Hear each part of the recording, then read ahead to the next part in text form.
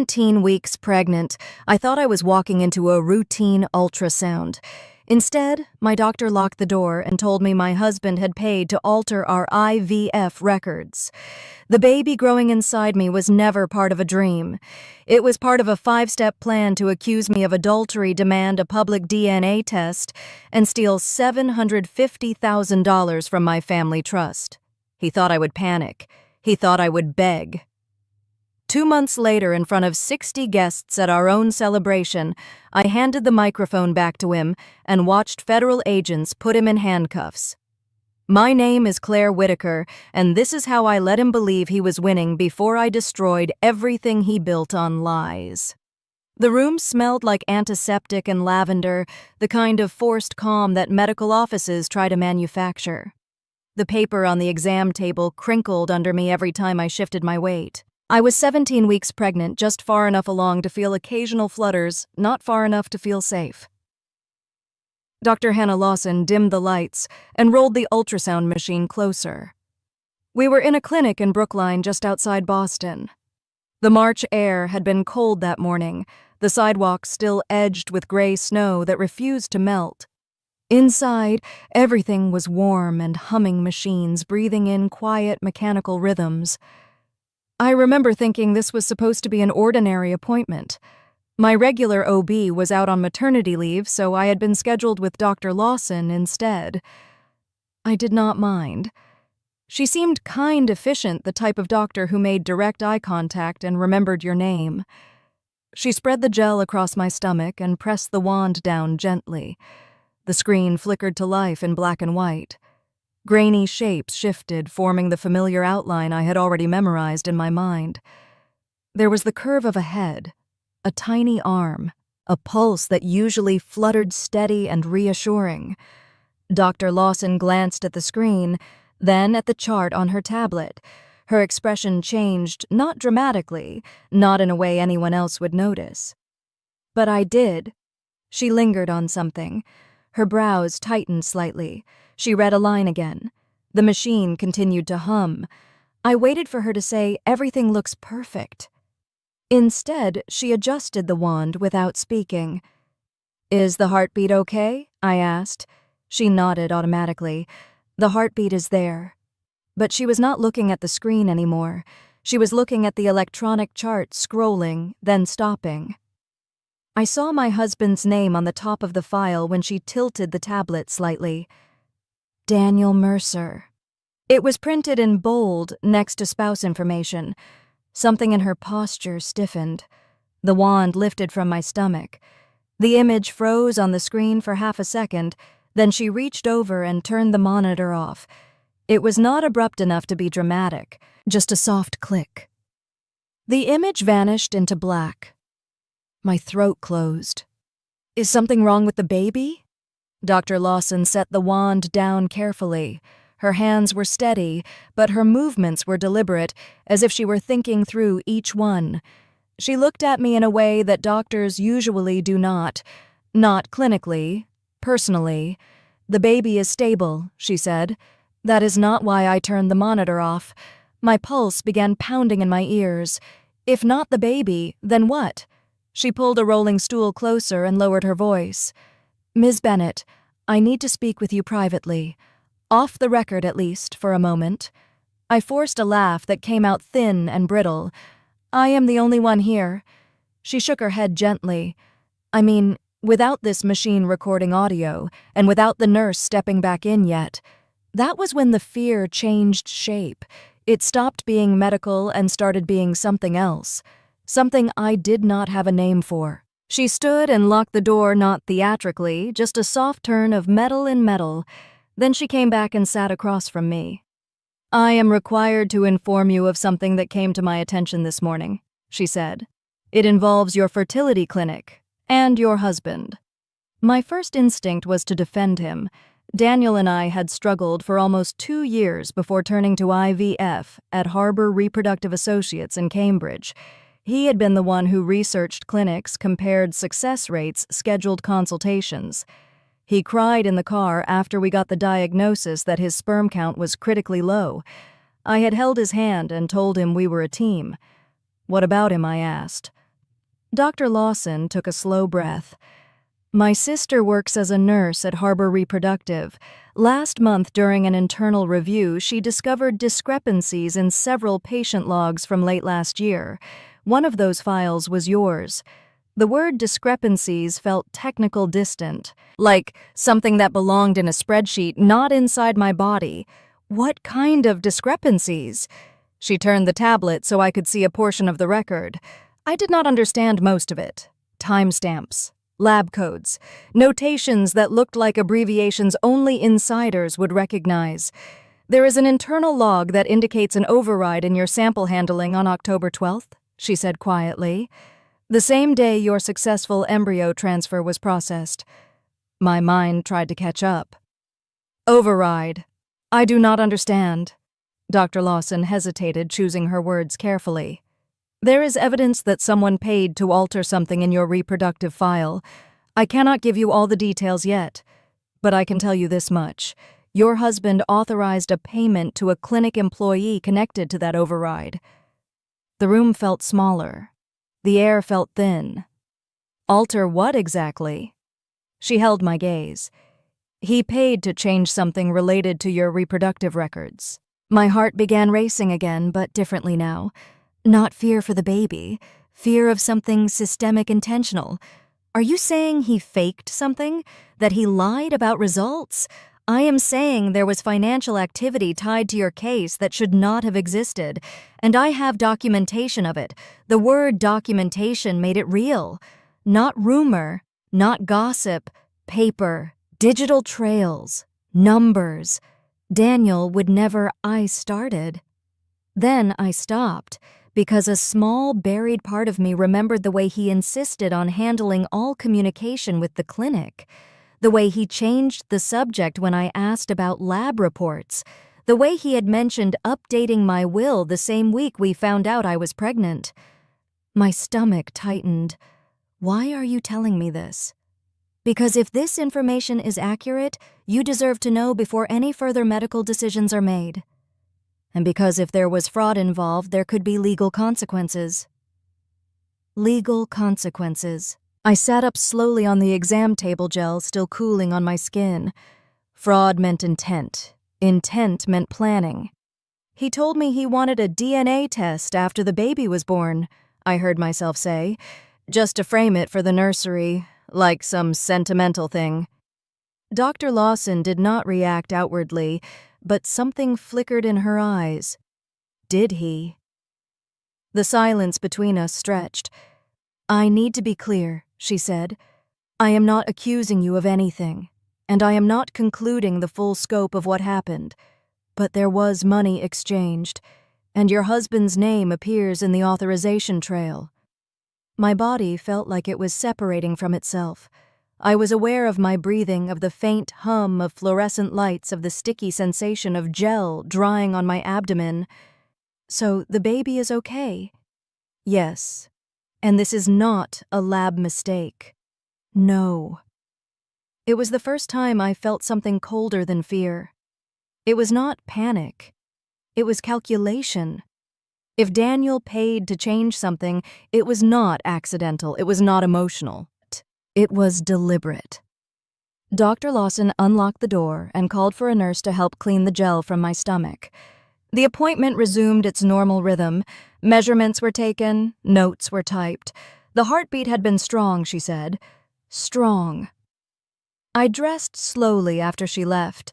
My hands trembled when I pulled my sweater over my head. I checked my reflection in the small mirror above the sink. I looked the same. Pregnant. Slightly flushed. Married. Outside, the cold air hit my face sharply. The parking lot was quiet. I got into my car and shut the door. For a moment, I just sat there, the ultrasound photo resting on the passenger seat. A tiny profile. A curved spine. Proof of life. I picked it up and stared at it. If Daniel paid to change something in my reproductive file, then this pregnancy was not what I thought it was. And if it was not what I thought it was, then neither was my marriage. Maybe nothing was wrong with my baby. Maybe everything else was. I rested my hand on my stomach and closed my eyes. Maybe I never truly understood the man I married. Chapter 2.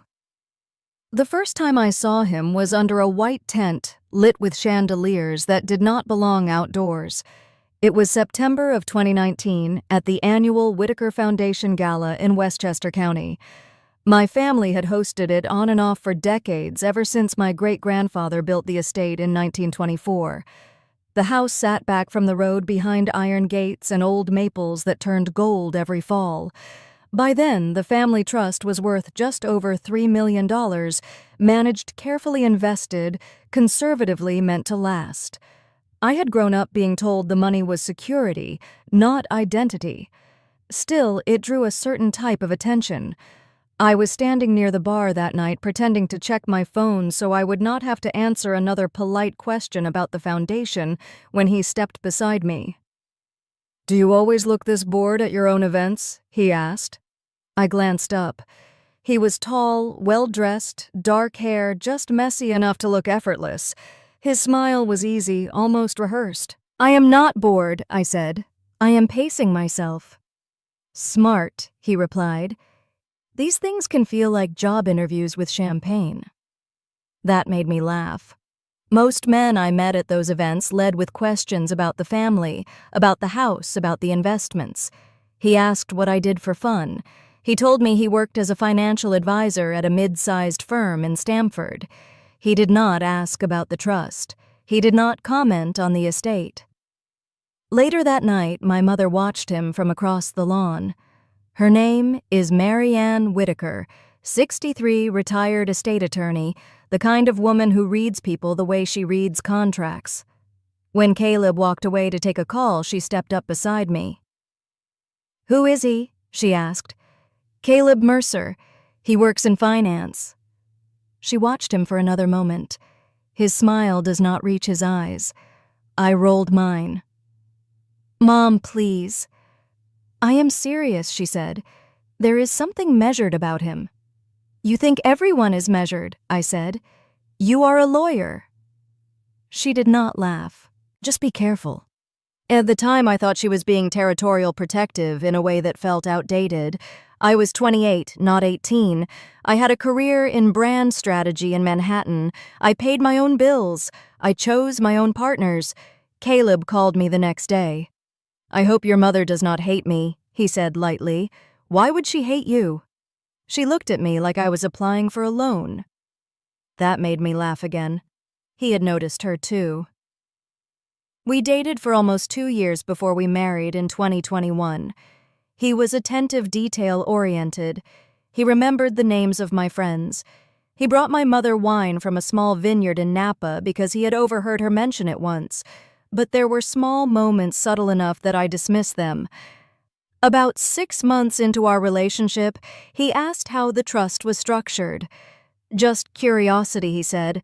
"I work with families like yours all the time. It is interesting from a planning perspective. It is managed by an independent trustee," I said. "It is not complicated." He nodded. "Do you have sole decision-making authority?" I remember pausing for half a second before answering. "Why? In case something ever happens to you. It is good to think long-term." He made it sound practical. Responsible. In early 2020, my mother called me one evening. "I ran a background check on him," she said. I felt my face burn. "You what?"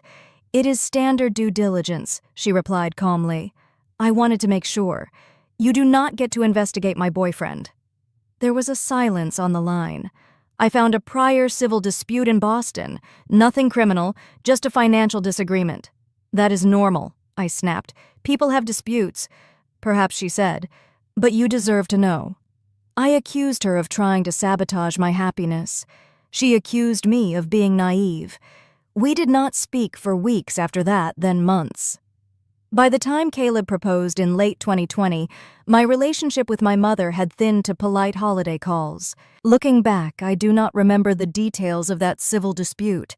I remember how fiercely I defended him. We married in June 2021 in the garden behind the estate. He cried during his vows. I thought it meant he loved me deeply. After the honeymoon, small requests began to surface. "We should talk about consolidating some of your accounts," he said one evening while we sat at the kitchen island. "It would make planning easier." "They are already managed," I said. "Yes, but if something happened to you during childbirth one day or an accident, I would need authority to act." "We are not even pregnant," I said with a laugh. "I know. I am just thinking ahead." I told him I was not comfortable changing anything yet. He smiled, said of course, then went quiet for the rest of the night. That pattern repeated itself. In 2022, he brought up power of attorney over dinner. "It is just paperwork," he said. "Every married couple does it." "Not every married couple has a trust like mine," I replied. He leaned back in his chair. "So, you do not trust me?" "That is not what I said. It feels like it." I apologized before the night was over. By 2023, when we began trying for a baby in earnest, the pressure shifted. After months without success, we met with a fertility specialist in Boston. The diagnosis was blunt: severe male factor infertility. Caleb sat in the car afterward, hands on the steering wheel, staring straight ahead. "I am sorry," he whispered. "I failed you." "You did not fail me," I said. "We will figure it out." He cried then, quietly. I held him. When we decided on IVF, he insisted on researching clinics himself. "I want the best for us," he said. "I will handle the logistics. You focus on your health." He chose Harbor Reproductive Associates in Cambridge. He attended the initial consultations with me, but after that he often said he would take care of the paperwork. "You do not need to worry about every form," he told me. "It is stressful enough." During that time, I began noticing small things. He kept his phone face down more often. He stepped out to take calls. When I asked who it was, he would say clients restructuring portfolios, end-of-quarter adjustments. One night, in early 2024, I woke at 2 a.m. and realized he was not beside me. I found him in the kitchen, voice low. "By May, everything will be settled," he said into the phone. "Just trust me." When he saw me, he ended the call. "Work," he said. "Go back to bed." I wanted to ask what would be settled by May. Instead, I said, "I am sorry, I did not mean to eavesdrop." He smiled gently. "You have to stop assuming the worst, Claire. It is not healthy." Claire. He only used my full name when he was trying to calm me down. A few weeks later, after our second IVF cycle resulted in a positive test, he hugged me in the bathroom while I cried. "We are finally a family," he said. Later that same evening, he brought up something that felt oddly out of place. "We should update your will," he said. "Just in case." I stared at him. "I just found out I am pregnant." "Exactly. Now it matters more." It sounded responsible, sensible. I agreed to schedule a meeting with an attorney.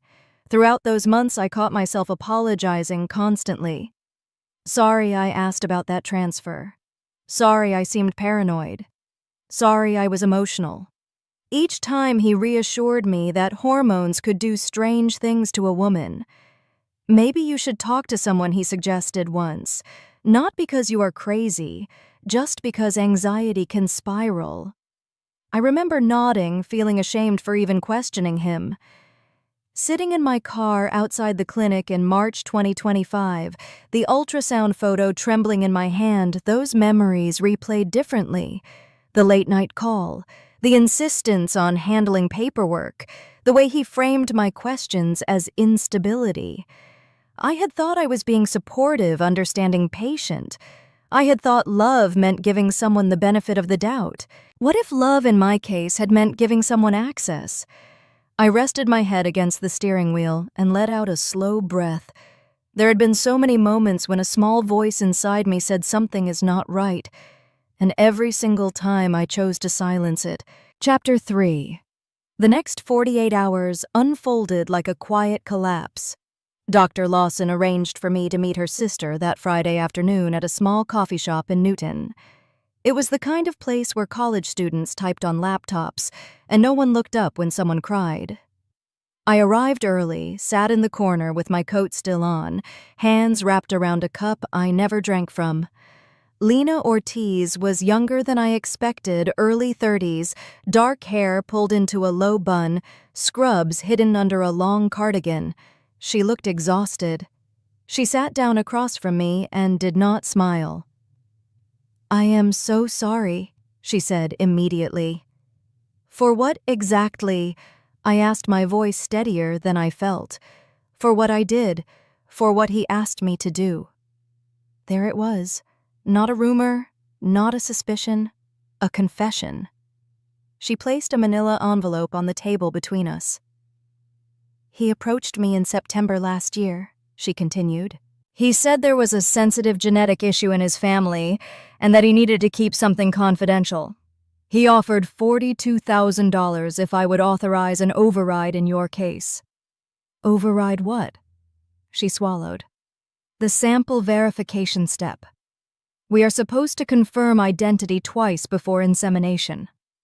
He asked me to process a different donor under a private client designation." My stomach tightened. "So the sample used was not his?" She shook her head. "The donor was a man named Ethan Caldwell, 29, a graduate student in biomedical engineering. He was paid $18,000. He signed a separate agreement that kept his name off the primary file." "And the lab?" I said. "Someone else had to know." "The embryologist on duty, Dr. Marcus Hale. He received $25,000. We were short-staffed in November. Administration cut overtime.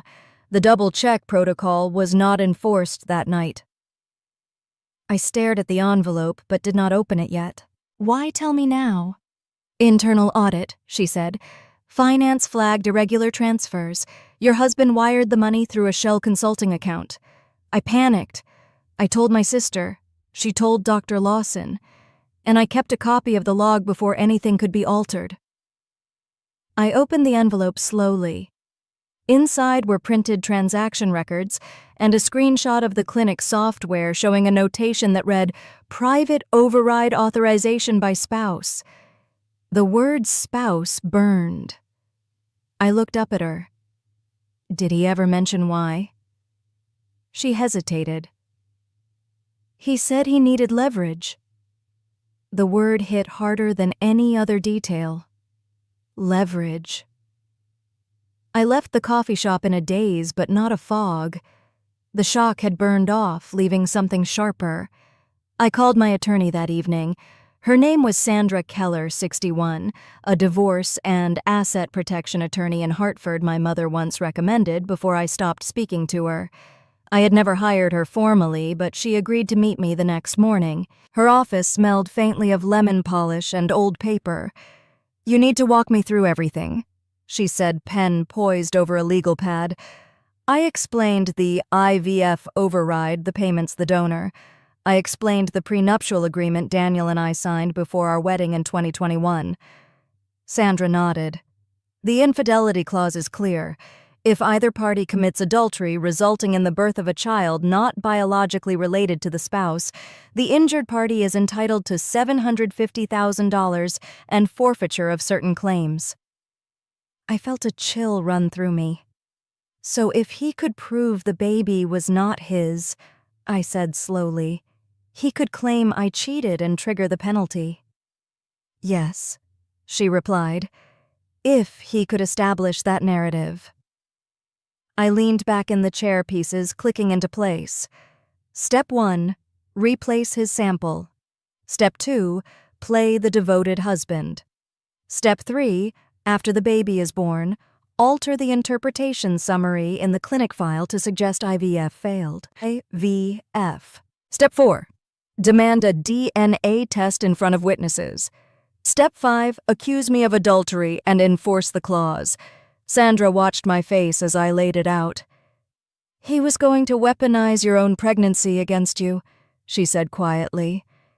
The air in the room felt heavy, but not suffocating. It felt clarifying. I met with Assistant United States Attorney Daniel Ruiz later that week. Sandra had contacts, and he agreed to review the documentation. He was in his mid-40s, direct no-nonsense. If these transfers are legitimate and tied to sample manipulation, we are looking at potential conspiracy, wire fraud, and possibly embezzlement if clinic funds were misused, he said. How serious? I asked. Serious enough that if we can establish intent and coordination, it is felony territory. Felony? I expected to feel fear. Instead, I felt something close to steadiness. There is more, Sandra said, sliding another folder across the table. We found a prior partner willing to speak. Her name was Melissa Grant, 36, founder of a design consultancy in Boston. She dated Daniel from 2017 to 2018. We met in her office overlooking the Charles River. He told me he wanted to build a life with me, she said, twisting a ring on her finger. He asked to combine accounts to make investing easier. And you agreed? I did. Over 6 months, $94,000 disappeared into short-term investments I never saw again. When I confronted him, he said I was misreading statements, that I was anxious, that I needed therapy. The word therapy again. He always framed my concerns as instability, she continued. By the time I left, I was apologizing for questioning him. I felt my jaw tighten. He has done this before, I said. She nodded. Just more creatively this time. The pattern was no longer theoretical. It was established behavior, financial manipulation, gaslighting, emotional leverage. I drove home that evening and watched Daniel from the kitchen doorway as he stood at the counter answering emails. He looked up and smiled. Hey, how was your appointment earlier this week? Everything good? I studied his face. Calm, open, perfect. Everything is fine, I said. He walked over and kissed my forehead. I have been thinking, he added. After the baby is born, maybe we should do a DNA test. Not because I doubt you, just to have it framed. For the nursery, something sentimental. My stomach clenched, but I forced a small laugh. You and your symbolism, I said. He grinned. I like certainty. Certainty. That was the word he was chasing. Later that night, alone in our bedroom, I replayed every apology I had ever made to him. Sorry for asking about that transfer. Sorry for sounding paranoid. Sorry for not trusting you. Each one now felt like a concession in a negotiation I did not know I was participating in. By the end of the week, the outline of his 5-step plan was no longer speculation. It was structure. Replace the sample. Secure the pregnancy. Modify the narrative in the records. Publicly question paternity. Invoke the prenuptial clause. He did not want a child. He wanted leverage. A controlled detonation. I stood in front of the bathroom mirror that night, hands resting on my stomach, and studied my reflection. The woman staring back at me was not confused anymore. She was calculating. He believed he was the strategist. He believed I would panic, defend myself emotionally, maybe even beg. He did not understand something fundamental. I had grown up in a house built by people who survived wars and recessions. My mother negotiated estate disputes for a living. I knew how to sit still when the stakes were high. I would not confront him. Not yet. I would not give him a single hint that I knew. I would wait. And when I moved, it would not be from fear. Chapter 4. I began practicing the art of pretending. Every morning I kissed him goodbye at the door like I always had. I asked about his meetings at Stratton Hale Financial in Stamford. I sent him photos of nursery paint swatches. I laughed at his jokes. Inside, something had shifted into steel. A week after my meeting with Sandra and the prosecutor, Ethan mentioned the DNA test again over dinner. I was thinking we could order one of those discreet kits online, he said, casually cutting into his salmon. We could even do it at the baby celebration. Make it symbolic, transparency and all that. I set my fork down carefully. You really think that is necessary? I asked. It is not about necessary. It is about trust. There it was. I trust you, I said evenly. He leaned back in his chair studying me. Do you? He asked. The question lingered longer than it should have. Of course I do, I replied. You are my husband. He smiled, but there was something evaluative in it, like he was checking a box. That night, I lay awake next to him, listening to his breathing, wondering how many times he had rehearsed the narrative he planned to use against me. 2 days later, I met with Rosalind Pierce, a 55-year-old private investigator Sandra recommended. Former Boston detective, direct, sharp eyes that missed nothing. We met in her office near Hartford. She reviewed the financial documents Sandra had gathered. You want everything, she said. Everything, I confirmed. Within 10 days, she returned with more than I expected. Your husband has been moving money, she said, spreading bank statements across her desk. Not just the clinic payments. She pointed to a series of small withdrawals and transfers. $68,400 diverted from client advisory accounts over the past 2 years, structured so they would not trigger immediate alerts. I felt my stomach turn. And this, she continued, sliding another sheet forward. Online gambling accounts, sports betting offshore platforms, current outstanding debt estimated at $247,000. I stared at the number. He is drowning, I murmured. And desperate people take risks, she said. There was more. Rosalind had also identified frequent after-hours visits to a residential building in Stamford. The address belonged to a 31-year-old woman named Danielle Foster, executive assistant at Stratton Hale. I asked for proof. She showed me text message screenshots Danielle had shared once Rosalind approached her. Danielle believed Ethan planned to leave me. He told me your marriage was over months ago, she had said when I agreed to meet her privately at a coffee shop near her apartment. She looked nervous, mascara slightly smudged. He said you were unstable, she continued, that you were paranoid about money, that he was staying for the baby until things were finalized. The word unstable again. When did it start? I asked. Last summer, she admitted. He said he felt trapped. Trapped? I almost laughed. She slid her phone across the table. Messages filled the screen. I will be free by spring. Everything will be settled by May. The same sentence I had heard in the kitchen at 2 a.m. He told me he would take care of everything legally, Danielle said, voice shaking now. I did not know what that meant. I swear. You understand you may be pulled into an investigation, I said calmly. Her face drained of color. Investigation. I nodded. She began to cry softly. I did not know it was this. The subplots were no longer separate threads. They were converging. Meanwhile, life in my social circle carried on as if nothing was wrong. At a charity luncheon in Rye, one of my longtime friends, Lillian, pulled me aside. I heard you have been asking questions about Ethan at the firm, she said carefully. Who told you that? It is a small community. Be careful, Claire. You do not want to damage his reputation over pregnancy hormones. Pregnancy hormones. The phrase made my jaw tighten. I am not damaging anything, I said. I am being thorough. She sighed. Sometimes being thorough looks like overreacting.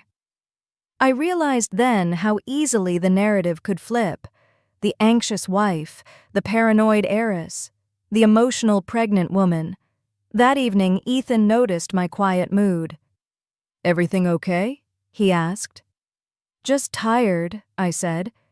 He watched me for a moment, then asked softly, You still trust me, right?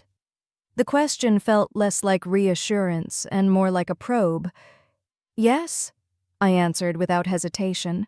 He held my gaze. Because I need you to be steady, he said.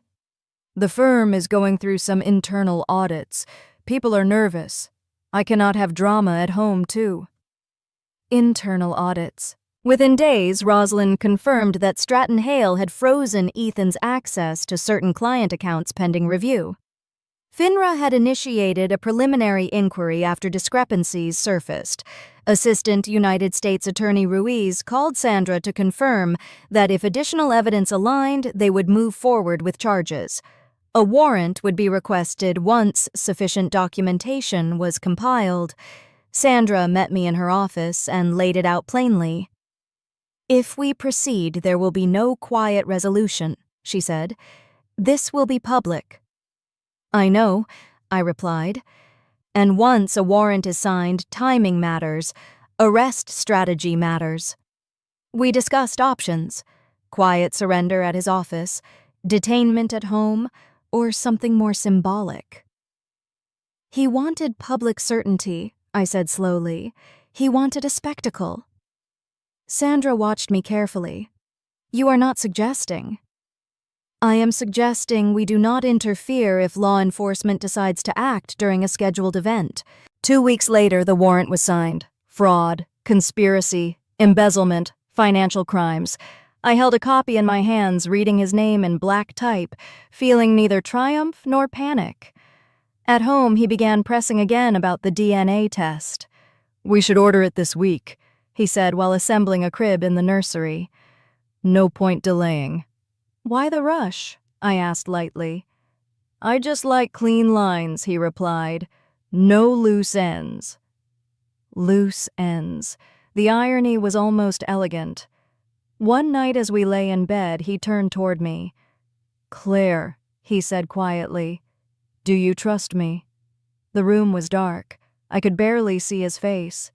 "Yes," I said. "Completely. Completely." He reached for my hand and squeezed it. Inside, I felt nothing but clarity. I finalized plans for a baby celebration at the estate in late May. 60 guests, family, friends, colleagues from the firm. Ethan approved the guest list enthusiastically. "It will be perfect," he said. "A fresh start." I coordinated with Sandra and the prosecutor's office. Law enforcement would be present discreetly, waiting for the appropriate moment. The warrant had been active for days. On the afternoon before the party, I stood alone in the nursery sunlight, filtering through pale linen curtains. Downstairs, I could hear Ethan on the phone. "Everything is under control," he was saying. "Just trust me." I rested my hands on the edge of the crib and took a steady breath. He believed he was orchestrating certainty. He had no idea the stage had already been reset. The invitations had been sent, the guests had confirmed, and the law was already on its way. Chapter 5. By the time the guests began arriving that Saturday afternoon, I had already said goodbye to the version of my life that believed in him.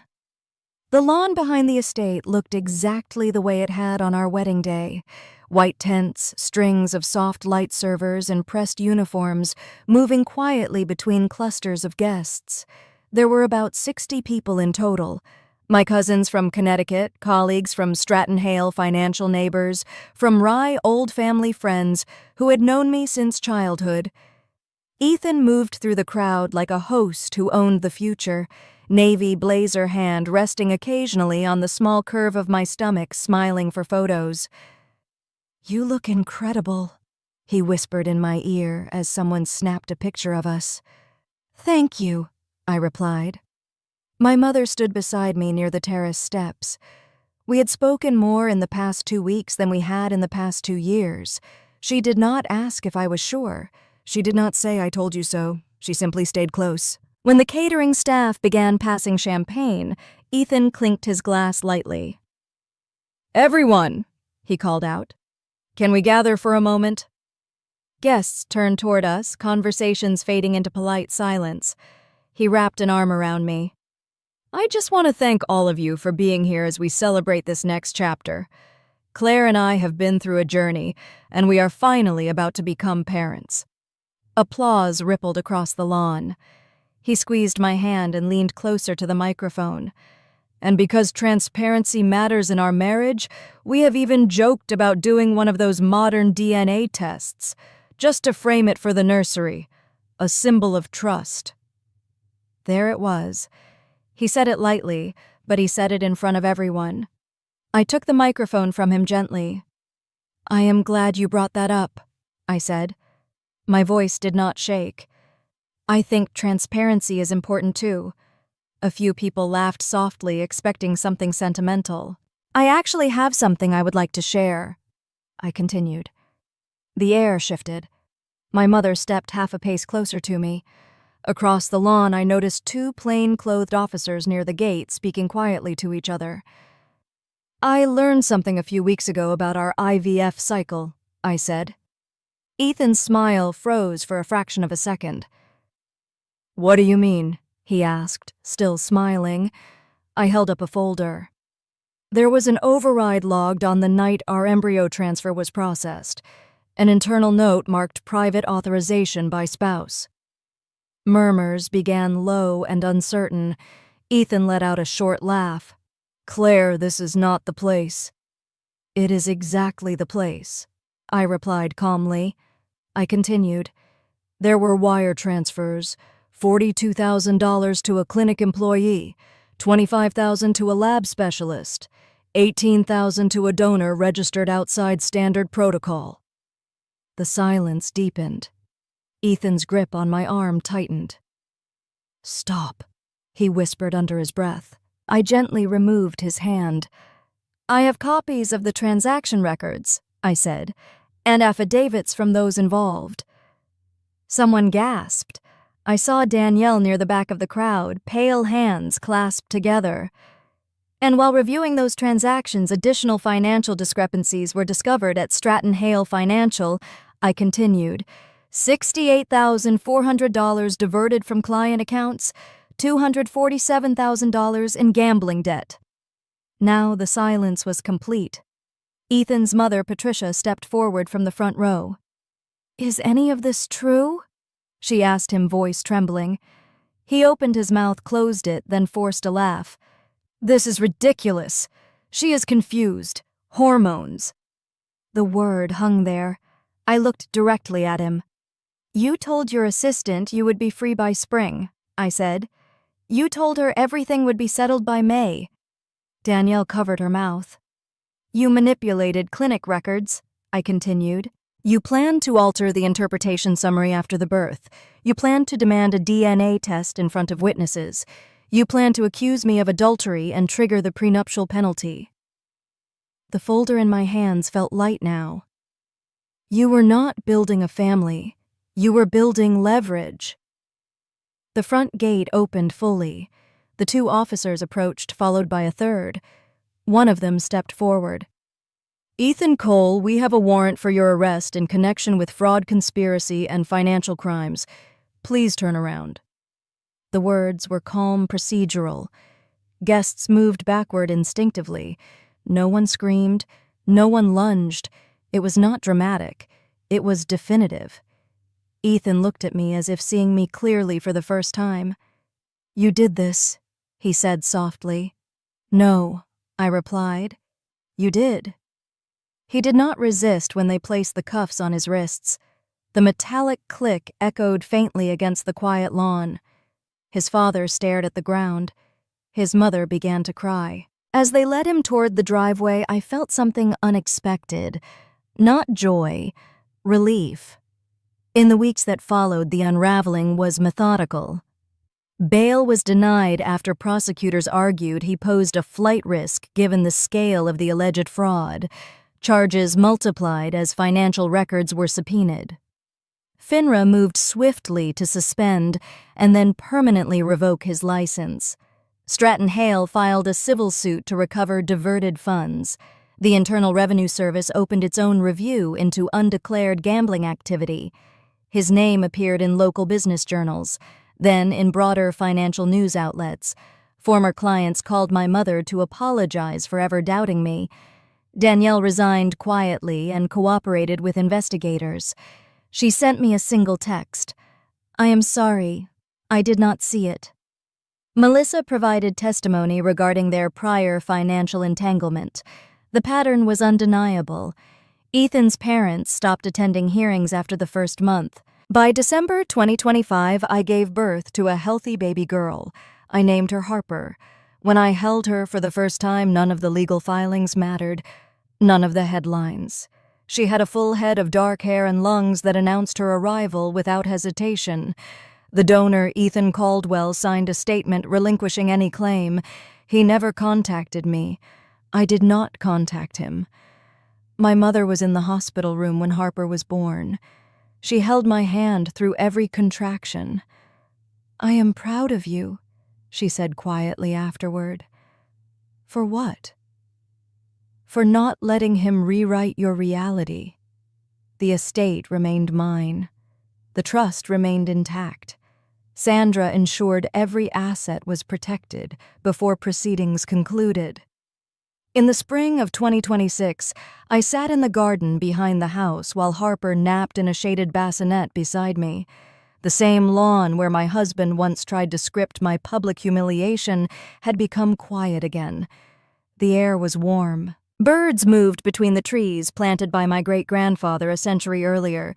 Ethan believed I was an easy target, a sheltered heiress, a woman who would panic when cornered. He mistook patience for weakness. He mistook calm for ignorance. If you have ever been manipulated and chosen silence while you gathered the truth, then you understand this. Sometimes the strongest response is not to shout back. Sometimes the most powerful revenge is staying steady long enough for the facts to speak. If this story resonated with you, stay with me. There is more to rebuilding than surviving, and I will share what that looks like next. Chapter 1. On Thanksgiving 2021, my mother told me not to come home because my sister needed peace. So 2 years later, I legally changed my last name, replaced my parents at my wedding, and watched them walk out while the entire room applauded someone else as the parents of the bride. My name is Alara Whitaker, and this is how my family erased me first, and how I erased the version of myself that kept begging to stay. Thanksgiving 2021 was the first year I realized I could disappear from my own family and no one would come looking. I was 32, living in a narrow one-bedroom apartment in Capitol Hill, Seattle. I had moved there in 2014 with 2 suitcases and a job offer from a mid-sized branding firm downtown.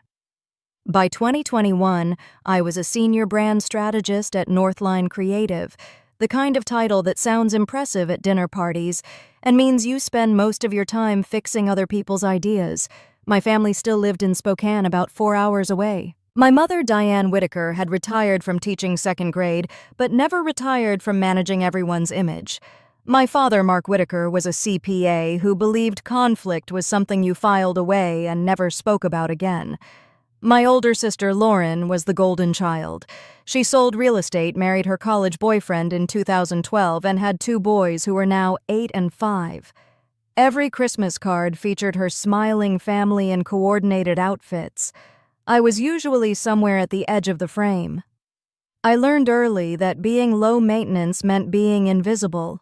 When I turned 16, my birthday dinner was canceled because Lauren had an important college prep interview. Mom said we would celebrate the next weekend. We never did. In 2011, when I graduated from the University of Washington, my parents arrived halfway through the ceremony.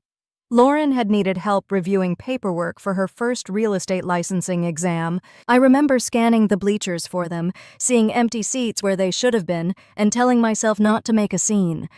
Anytime I tried to say it hurt, my mother would tilt her head and say I was too sensitive, that everything was not about me.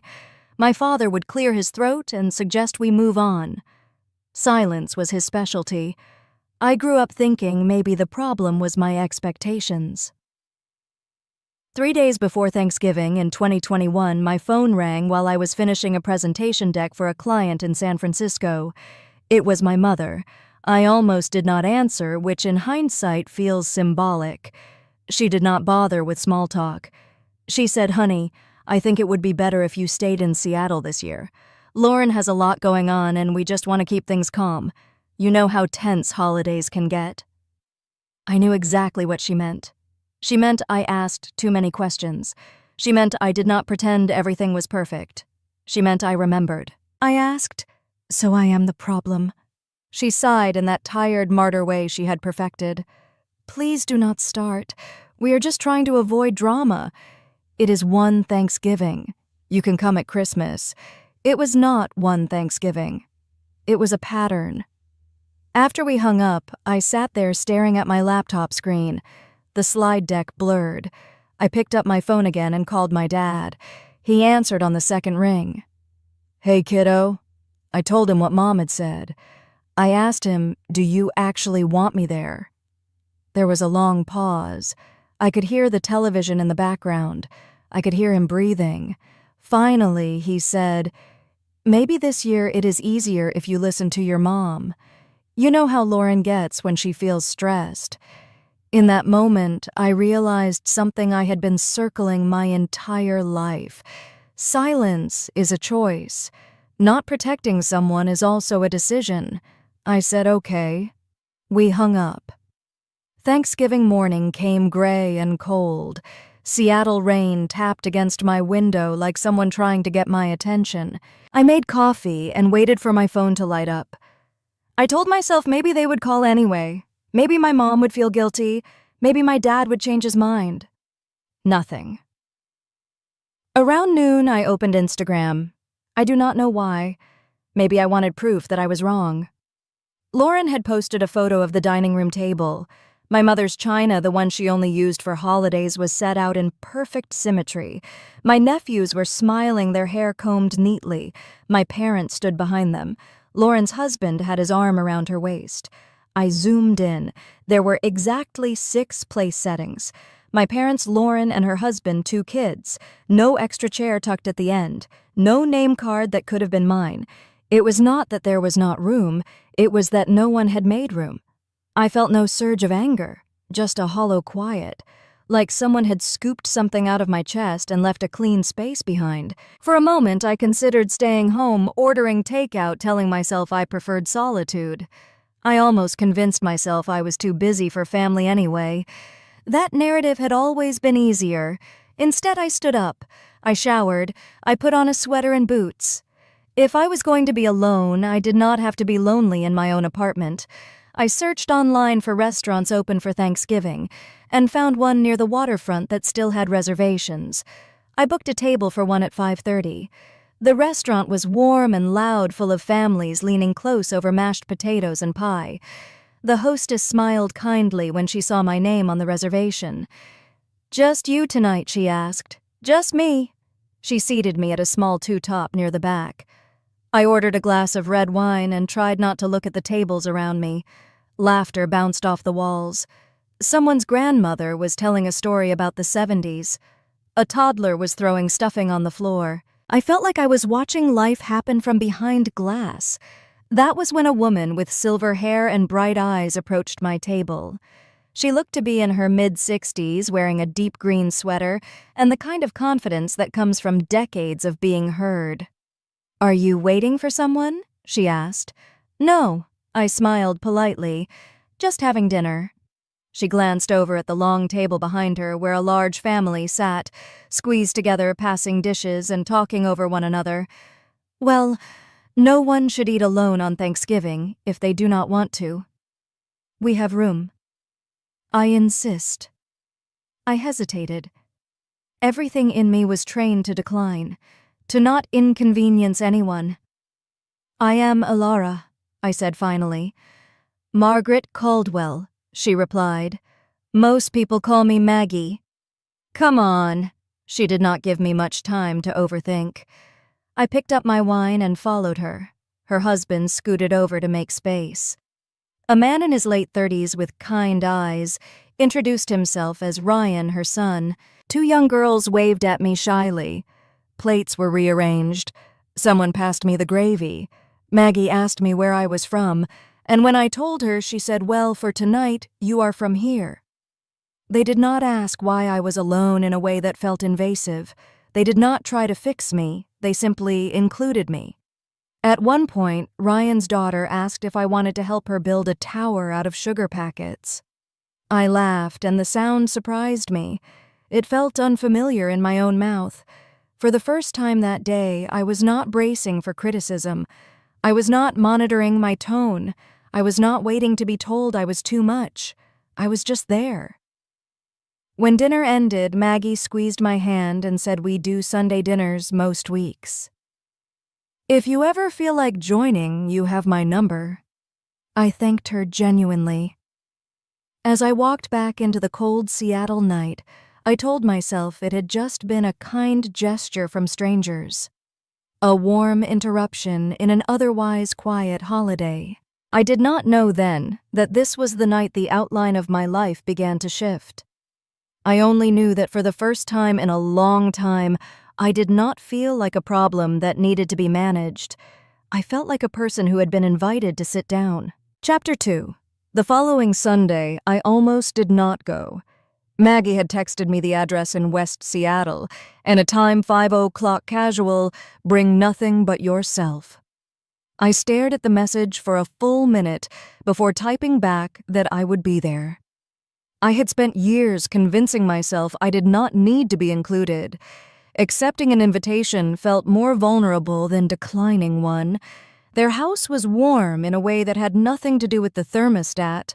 A modest craftsman with a sagging porch swing and wind chimes that rang softly in the December air. When I knocked, the door swung open before I finished lowering my hand. "You made it," Maggie said, pulling me into a hug that felt instinctive, not polite.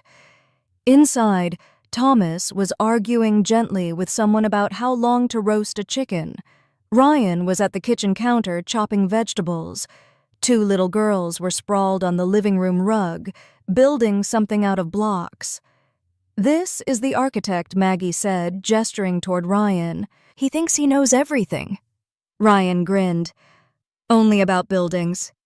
I slipped off my boots and stood there awkwardly for a second, unsure where to put myself. That was when Ryan handed me a cutting board. "You good with carrots?" he asked. I nodded. "I am good with instructions." He looked at me sideways. That sounds ominous. It was the first of many Sunday dinners. Weeks turned into months. I learned that Thomas liked his steak rare and his stories long. I learned that Maggie had practiced family law for almost 30 years and could dismantle a bad argument in under a minute. I learned that Ryan had sworn off serious relationships after a brutal breakup in his early 30s, the kind that leaves you convinced commitment is a trap. It should have felt temporary, a seasonal kindness. Instead, it began to feel routine, almost expected. No one made a ceremony out of my presence. They simply set an extra plate. By early spring, Ryan and I were texting outside of Sundays. It started with shared articles about architecture and marketing trends, then slipped into late-night conversations about childhood and fear. One evening in April after dinner, we stayed behind in the kitchen while Maggie and Thomas took the girls home. Ryan leaned against the counter, arms crossed.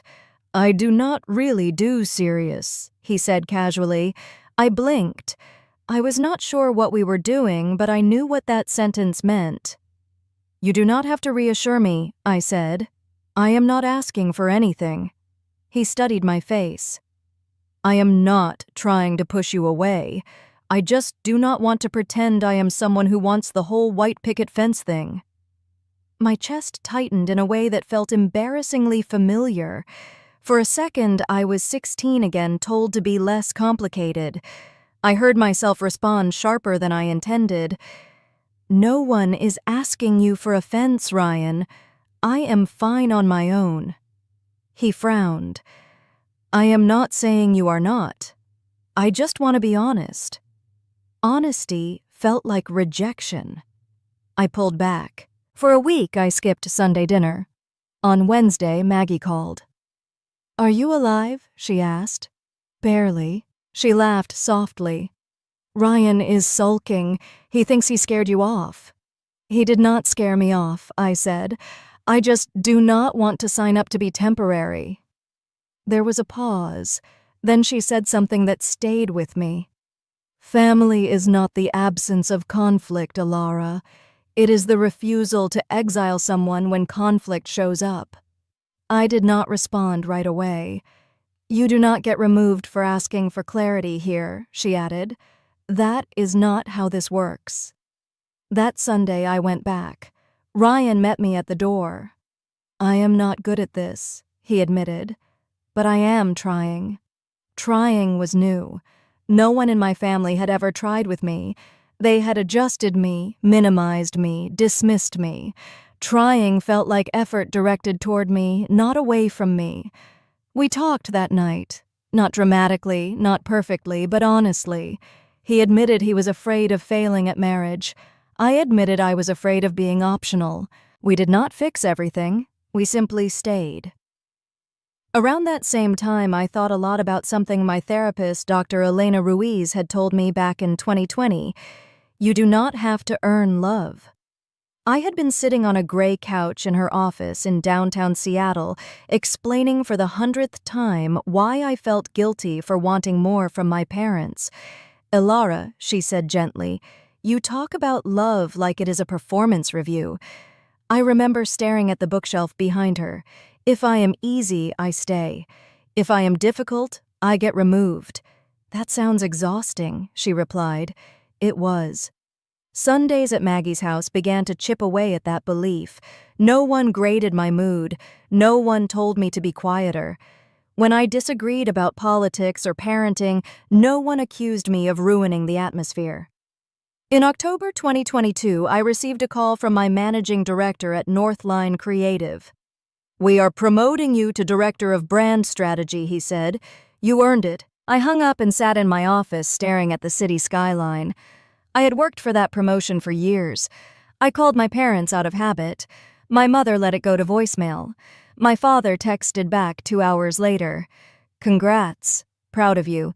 No exclamation point. No follow-up questions. Lauren never called.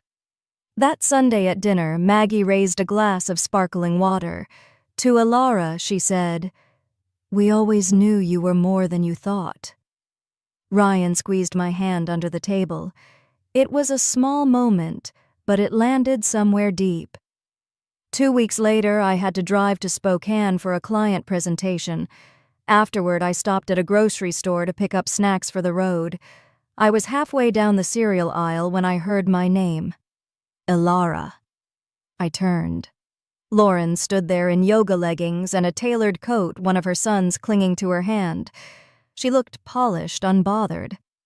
I did not know you were in town, she said. I am here for work. She nodded as if that explained everything and nothing. Mom said you did not come last Thanksgiving because you were busy, she added lightly. I felt something shift inside me. A year ago, I would have corrected her. I would have defended myself. I would have explained. Instead, I said I was not busy. She blinked. Oh. There was a silence. Her son tugged at her sleeve. We should get together sometime, she said automatically. Maybe, I replied. I did not apologize. I did not soften it. I did not fill the space. As I walked away, I realized I had done something new. I had not tried to make her comfortable at my expense. That winter, Ryan asked me to meet him at the same waterfront restaurant where Maggie had first invited me to her table. The hostess recognized him. Back again, she said. Something like that, he answered. We sat at a small table near the window. The lights from the ferries reflected on the water. I have been thinking, he began, fingers tapping nervously against his glass. About what you said. About being optional. I held my breath. You are not optional to me, Elara. I am scared, but I am more scared of not trying with you. He reached into his jacket pocket. My brain registered the movement before my heart did. He got down on one knee, awkward and earnest. Will you marry me? The room around us seemed to blur. All I could see was his face, hopeful and terrified. Yes, I said. Yes. Applause broke out from somewhere behind us. I laughed through tears I did not expect. Later that night, lying in bed, I opened my email to look at the wedding planning checklist a friend had sent. I scrolled past venues and catering options until I reached a line that made my chest tighten. Parents of the bride. I stared at the words. I pictured my mother straightening the hem of her dress. I pictured my father standing quietly beside her. I pictured the weight of my last name printed elegantly on an invitation. Whitaker. For the first time, I felt resistance to it. Not anger. Resistance. I did not want to begin something new carrying the same quiet permission that had allowed me to be removed. I closed my laptop and lay back staring at the ceiling. Somewhere between Thanksgiving 2021 and that night, something had shifted. I had been invited to sit down and I had stayed. Now I had to decide who I wanted standing beside me when I stood at the altar. Chapter 3. The question would not leave me alone. It followed me through meetings at Northline Creative, through menu tastings and venue tours, through late-night conversations with Ryan about guest lists and playlists. Every time I saw the phrase, "parents of the bride" on a wedding planning document, my stomach tightened. One Sunday in January 2023, after dinner at Maggie and Thomas's house, I stayed behind while Ryan took the trash out. Maggie was rinsing dishes at the sink when I said it. "I do not think I want my parents listed on the invitations." She turned off the water slowly and dried her hands on a towel. "That sounds like more than a formatting issue," she said gently. I sat at the kitchen table, staring at the wood grain. "I do not want to start my marriage pretending everything is fine." Thomas leaned back in his chair. "You do not have to pretend here." I swallowed. "I do not know if I am being dramatic." Maggie pulled out a chair across from me. "Ilara, I practiced family law for 30 years. I have seen dramatic. This is not dramatic. This is clarity." Ryan came back inside and sensed the shift immediately. He looked from me to his parents. What did I miss? I hesitated, then said it out loud for the first time. "I do not think I want to be a Whitaker anymore." Silence settled over the room, not tense, just attentive. Ryan sat beside me. "You do not have to keep anything that hurts you." Maggie studied my face. "There is another option, you know." I knew she had something specific in mind. "What option?" I asked. "Adult adoption," she said calmly. "It is legal in Washington. If you wanted to formalize what already feels true, you could." My pulse quickened.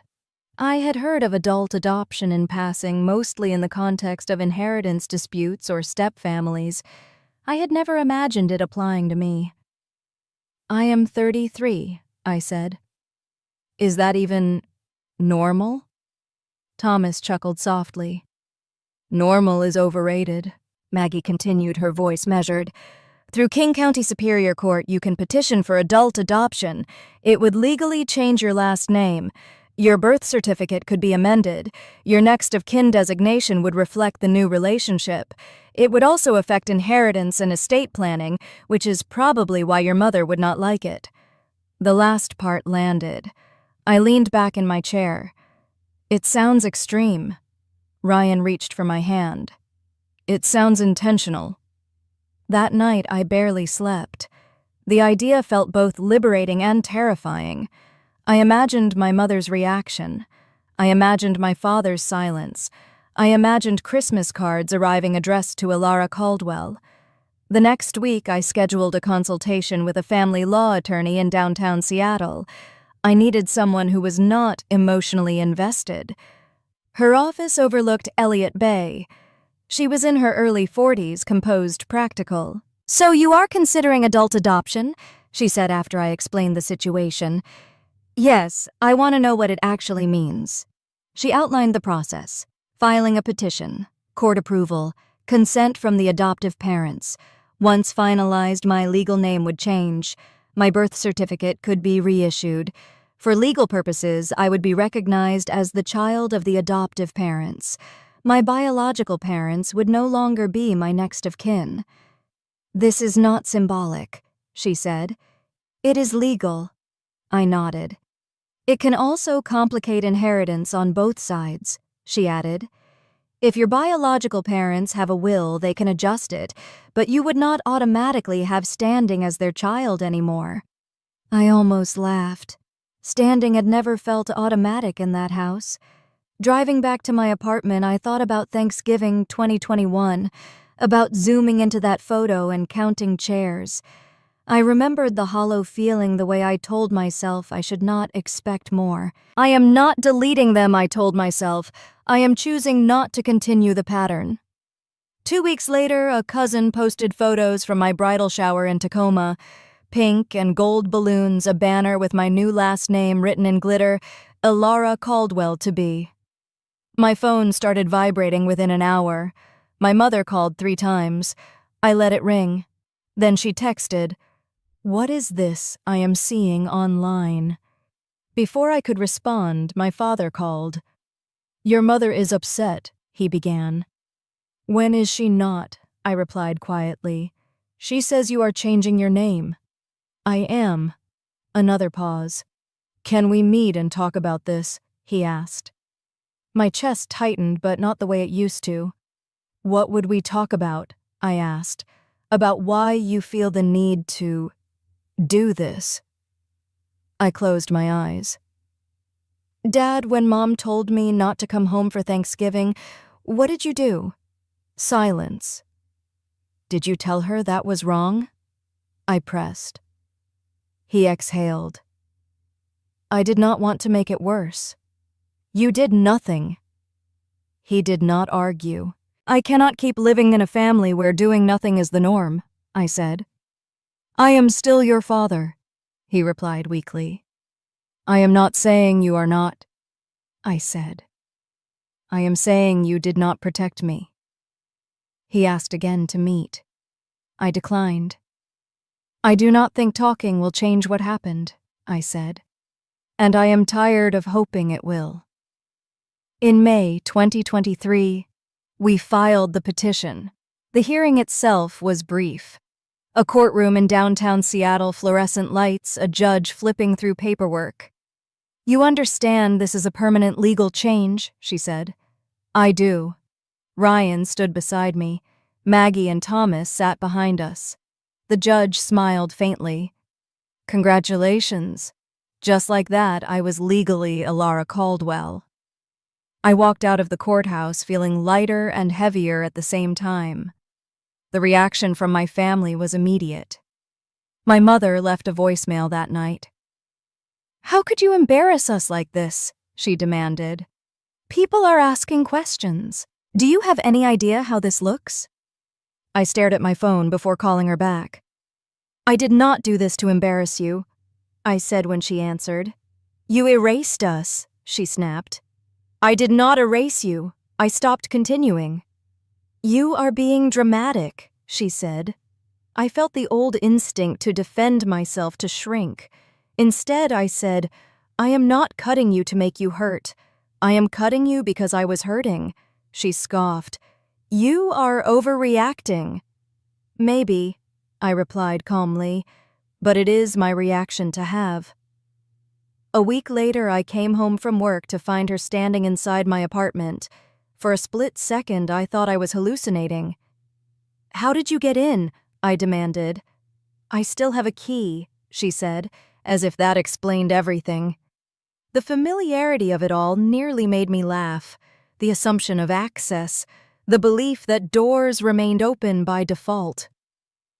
"You need to give that back," I said. She crossed her arms. "You are making a spectacle of this family. People in Spokane are talking." "I live in Seattle," I replied. "I do not care who is talking in Spokane." Her face flushed. "We raised you." "And I am grateful," I said evenly. "But you do not get to manage my life because you are worried about appearances."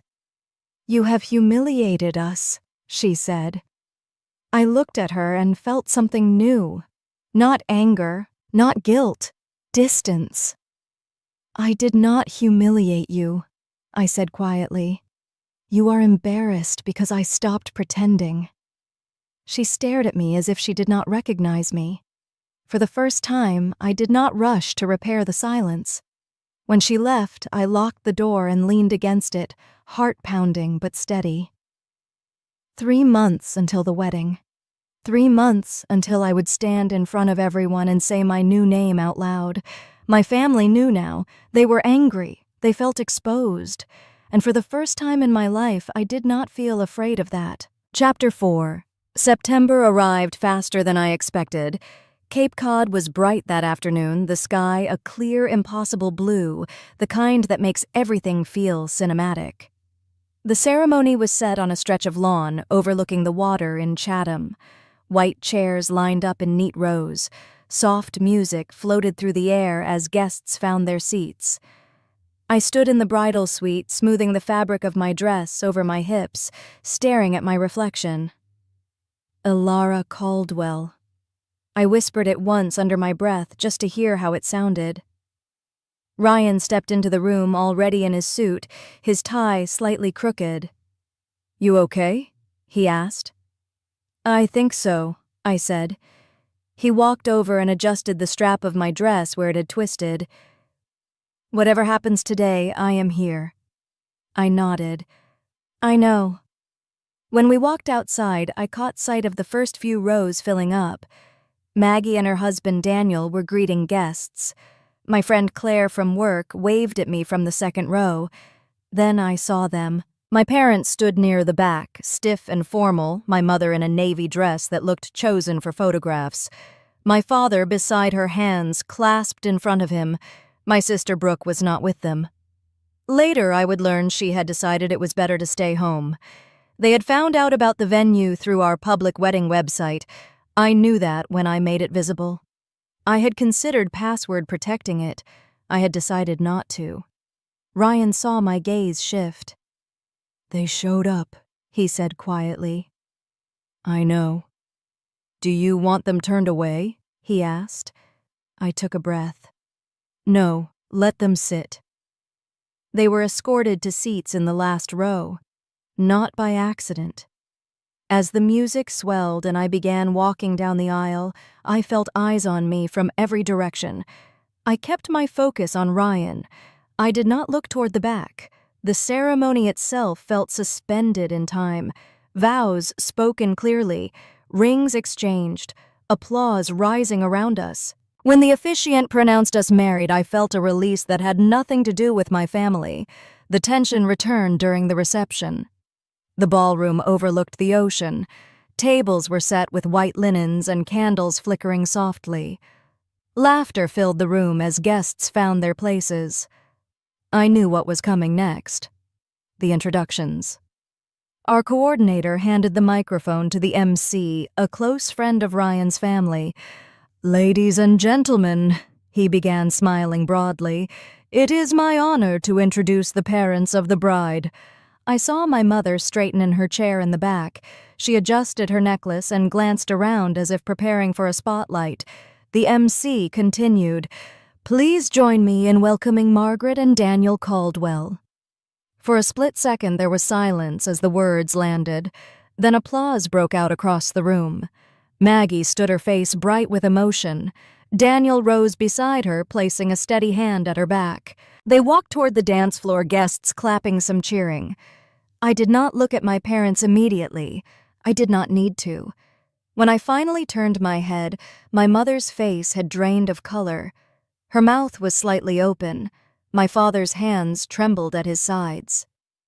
From the corner of my eye, I saw my Aunt Carol stand up from a table near the middle of the room and walk toward me. She had driven down from Connecticut alone. She reached me and squeezed my arm. "I am proud of you," she whispered. My mother was already moving down the aisle between tables, heels clicking sharply against the floor. She stopped a few feet in front of me. "What is this?" she demanded, her voice low but urgent. The music had faded slightly. Conversations quieted. People pretended not to listen. "You replaced us," she said. I met her gaze evenly. "I did not replace you," I replied. "I chose differently."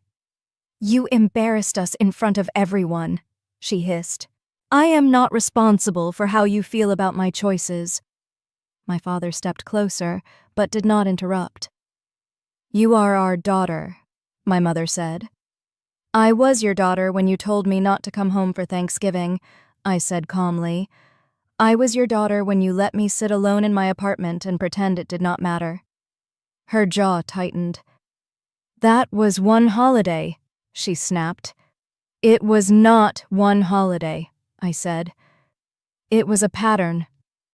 She glanced around, aware of the eyes on us. You are being vindictive, she said. I am not being vindictive, I replied. I am being honest. I did not cut you to hurt you. I cut you because I was hurting. My father finally spoke. We never meant to hurt you, he said quietly. I know, I answered. You just never meant to protect me either. The words hung in the air. Behind me, Maggie stepped forward. Her voice was steady. We did not take her from you, she said. You let her drift away. My mother's eyes flashed. You think you can just take someone else's child? Maggie did not flinch. She is not a child. She is a woman who asked to be recognized. Security hired discreetly for the event moved closer. Not aggressively, just present. Ryan stepped beside me and placed his hand at the small of my back. This is not the place, he said firmly. Please respect that. My mother looked at him as if seeing him clearly for the first time. You encouraged this, she accused. I supported her, he replied. There was a difference. Guests were openly watching now. Conversations had stopped entirely. The narrative my mother had curated for decades was unraveling in real time. Finally, my father touched her arm. Let's go, he murmured. She resisted for a moment, then turned sharply and walked toward the exit. My father followed, shoulders slightly hunched. As they reached the doors, a few guests stepped aside to let them pass. No one called after them. No one defended them. The doors closed. The music resumed hesitantly at first, then stronger. Someone laughed too loudly, trying to ease the tension. I stood there for a moment, my heart pounding but steady. Ryan leaned close. You okay? He asked. I am, I said. And I meant it. I walked to the center of the dance floor. Maggie and Daniel were waiting. They pulled me into a loose embrace before stepping back to give us space. The band started playing something upbeat. Claire grabbed my hand and spun me in a circle. Laughter returned to the room, real and unforced. For the first time in my life, I did not apologize for existing in a space. I did not look toward the doors again. I did not need to. Chapter 5. The quiet after the wedding was louder than the confrontation itself. For weeks, my phone buzzed with messages from numbers I had not heard from in years. Cousins, old neighbors, even my mother's former colleagues. Some of them were supportive. Others were careful, choosing words like complicated and unfortunate. A few were blunt. I cannot believe you would do that to your parents. I learned quickly who saw the event as betrayal and who saw it as clarity. My Aunt Carol called the Monday after we returned from Cape Cod. I should have said something years ago, she told me. You were never the problem. Her voice shook slightly. She had always stayed neutral, which in my family meant siding with the louder person. Hearing her say that felt like a small correction in the universe. On the other side of the family tree, reactions were less generous. My mother stopped calling altogether. My father sent one short text. We need time. For once, I agreed. By late October, whispers about the wedding had made their way back to Spokane. A former client of my sister Brooks saw photos online and asked her about the public confrontation. Real estate thrives on reputation. So does gossip. In November, Brooke lost a listing she had been counting on, a waterfront property that would have meant a significant commission. The sellers told her they wanted someone who did not have personal drama circulating on social media. She called me one evening. You ruined things for me, she said without greeting. I did not mention you in my vows, I replied. You made Mom look terrible. I did not invent anything, I said calmly. I stopped hiding it. There was a long silence. My son asked why you do not come around anymore, she added quietly. What did you tell him? I said you were busy. I almost smiled at the familiarity of that word. Maybe you can tell him the truth one day, I said, that sometimes grown-ups have to make hard choices. She did not respond. In December, a letter arrived in my mailbox. Not an email, not a text. An actual envelope with my father's handwriting. I recognized it immediately. I carried it to the kitchen table and stared at it for several minutes before opening it. Ilara, I am sorry for the ways I failed you.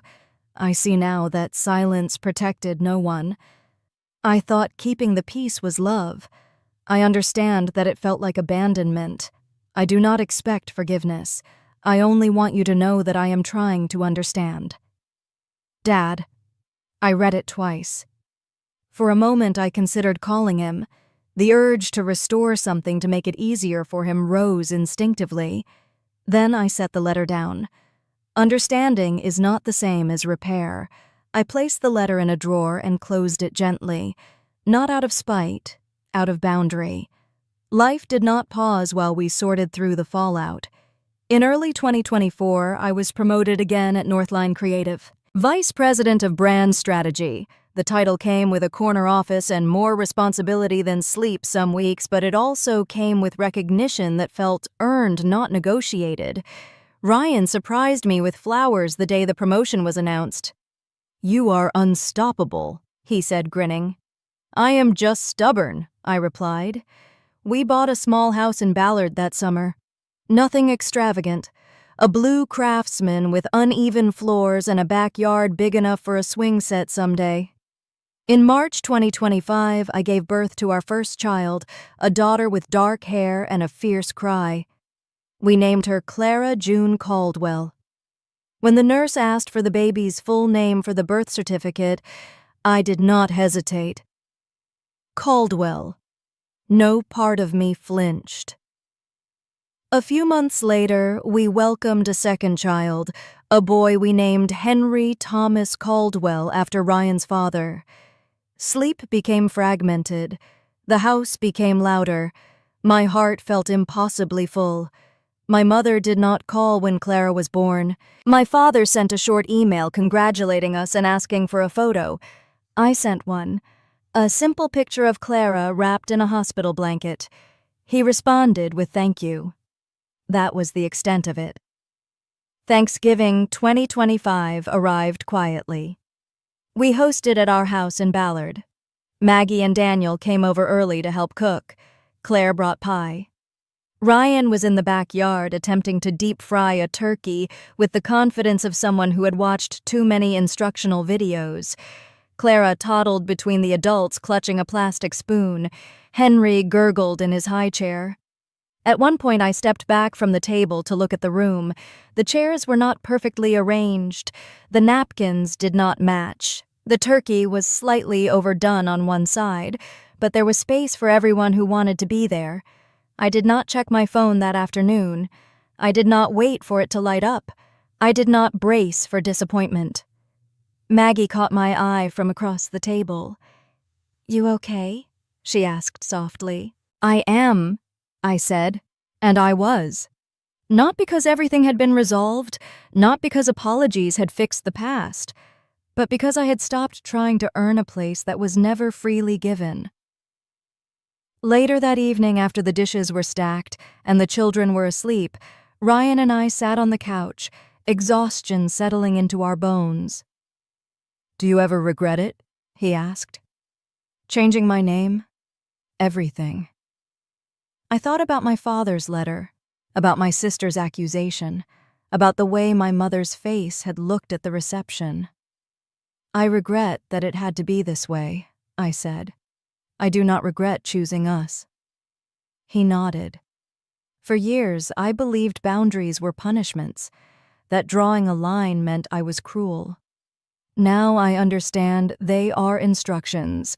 They tell people how to love you. And when someone refuses to follow them, they reveal themselves.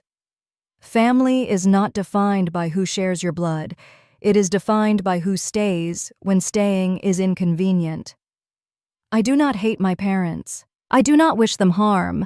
I simply no longer shape myself around their comfort. The hollow space I felt in 2021 has been filled with something steadier, not revenge, relief. If you have ever been the child who learned to be easy, to be quiet, to be grateful for scraps of attention, I want you to consider this. Where does your boundary begin? Chapter 1. I sold my house without telling my sister who was living in it, walked away from my father's company that depended on me, and within 4 months, his firm lost nearly 40% of its revenue. My name is Caroline Whitmore, and the night my father threatened my career in front of my golden child sister was the night he realized I was no longer the obedient daughter financing their chaos. What they did not understand was that I had already signed the papers, already closed the deal, and already planned my exit while they were still trying to guilt me into staying. This is the story of how family pressure, humiliation, and control pushed me to choose peace over loyalty, and how that choice changed everything. The first thing my father said that night was that family needed unity, and he said it the way a CEO announces a restructuring plan, calm, rehearsed, and completely indifferent to who it might hurt. We were sitting in this dining room of his house in Franklin, Tennessee, the one he bought in 2018 when Crestline Custom Interiors hit its highest annual revenue. The chandelier above us cast a soft amber light over the polished table, over the crystal glasses, over my older sister Madison, who was pretending to study the label on her wine, as if she were a guest instead of the reason we were all there. Madison had been living back with Dad since July. She had not planned to. None of us had. But her divorce finalized in late June, and within 3 weeks, she was standing in the driveway of my house with 2 suitcases and a story about betrayal and temporary hardship. Temporary stretched into arguments, into unpaid bills, into her being escorted out of my home when I finally sold it. Now she sat across from me in a navy silk blouse, hair perfectly styled, face composed. She looked fragile only when it benefited her. Dad folded his hands on the table and looked at me the way he looked at quarterly reports. "Emily," he said, "this is not how we handle things. You blindsided your sister." I kept my shoulders straight. I am 35 years old, director of client development at the company he founded in 2001, and I have negotiated contracts worth more than this house. I was not going to crumble at a dinner table. I did not blindside anyone I said. I protected myself. Madison let out a small laugh that sounded almost sympathetic. "You changed the locks while I was out of town. That is not protecting yourself. That is dramatic." Dad shifted his gaze to her, softening. "She's going through enough. The least you could have done was show compassion." Compassion. I thought about the $10,200 she had charged to the supplementary card I had given her for groceries and basic expenses. I thought about the weekend parties in my living room, the repainting of my guest room without my consent, the way she introduced my house as our place on social media. I showed compassion for 3 months, I said. I asked for boundaries. I asked for rent. I asked for basic respect. Dad exhaled slowly, as if I were a difficult client. "You are making this bigger than it needs to be. Family sticks together. Crestline is built on that principle. We do not air our issues publicly." There it was. The company, the image, the brand. He leaned back in his chair and continued. "I have already had 2 calls this week asking why my own daughter forced her sister out. It does not look good, Emily. It makes you look unstable." I felt the familiar tightening in my chest, the same one I had felt in conference rooms when he would correct me in front of managers to assert control.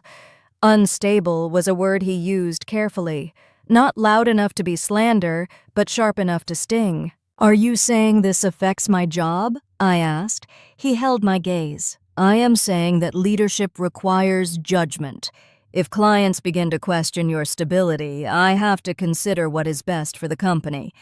Madison looked down at her plate as if she did not want to witness this. She always knew when to look wounded. I understood exactly what he was doing. He was not threatening to fire me outright. He was reminding me that in our regional network of interior design firms, suppliers and contractors, his opinion carried weight. If he chose to describe me as volatile or difficult, doors would quietly close. I set my fork down. "I have accepted a position in Santa Monica," I said. Both of them looked up. "I start in September as Senior Director of Strategy at Alder and Pierce Design Group." Madison blinked first. "That is across the country." Dad let out a short laugh. "You cannot be serious. You are reacting. You always do this when you feel cornered."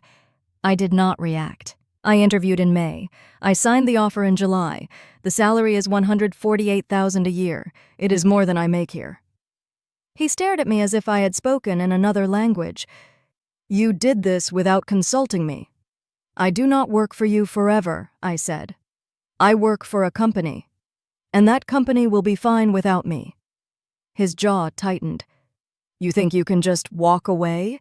From family? From everything we built?" "I already did," I said quietly. "The house on Oak Ridge Drive is sold. Closing was last Thursday."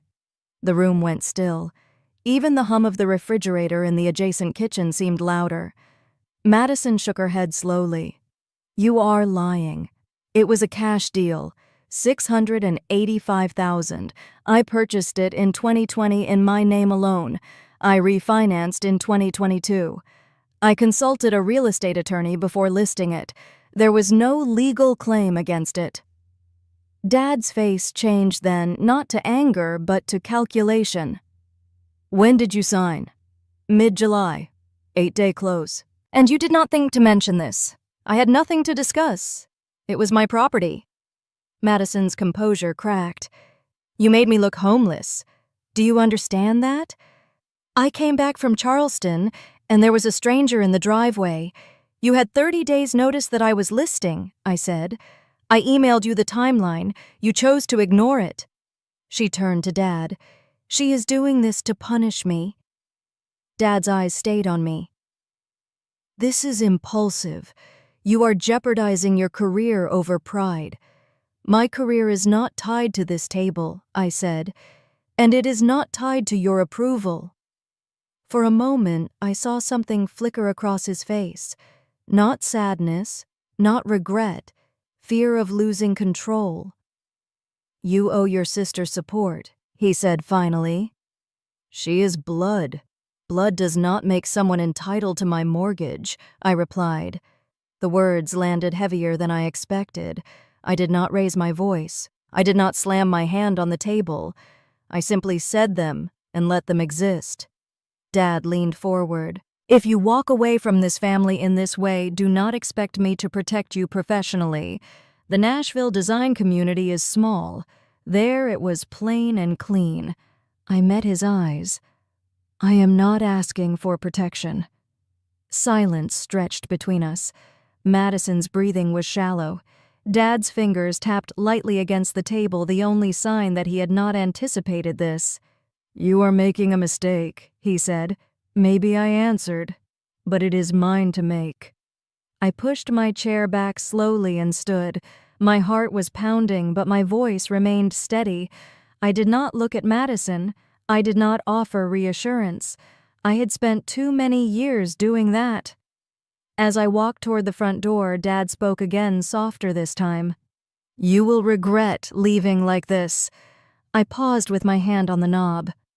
"Maybe, but I will not regret choosing myself." The night air outside was humid, thick with late summer heat. I stepped onto the porch and closed the door behind me. Through the glass, I could see them still sitting at the table, frozen in the version of the story where I was the unreasonable one. They did not believe the house was sold.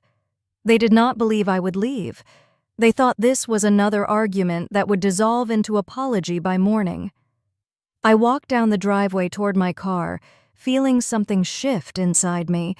Not triumph, not anger, just a quiet recalibration. For the first time in my life, the power dynamic had tilted, and I had not asked permission for it to move. Chapter 2. Back in March, none of it felt like a shift in power. It felt like an obligation. My sister Lillian called me on a Tuesday night just after 11. I was still at my kitchen table in Charlotte, North Carolina, laptop open, reviewing client projections for Whitmore Design Collective, the firm my father, Thomas Whitmore, had built from a 2-person studio in 2002 into a regional name. Her voice was raw, almost unrecognizable. "It is final," she said. "The divorce papers were signed today." I sat back in my chair. I knew things had been unraveling between her and her husband, but I had not expected it to collapse so completely. "Are you okay?" I asked. She laughed softly, a sound that did not match the word okay. "I have $42,000 in credit card debt, no savings, and the house goes to him."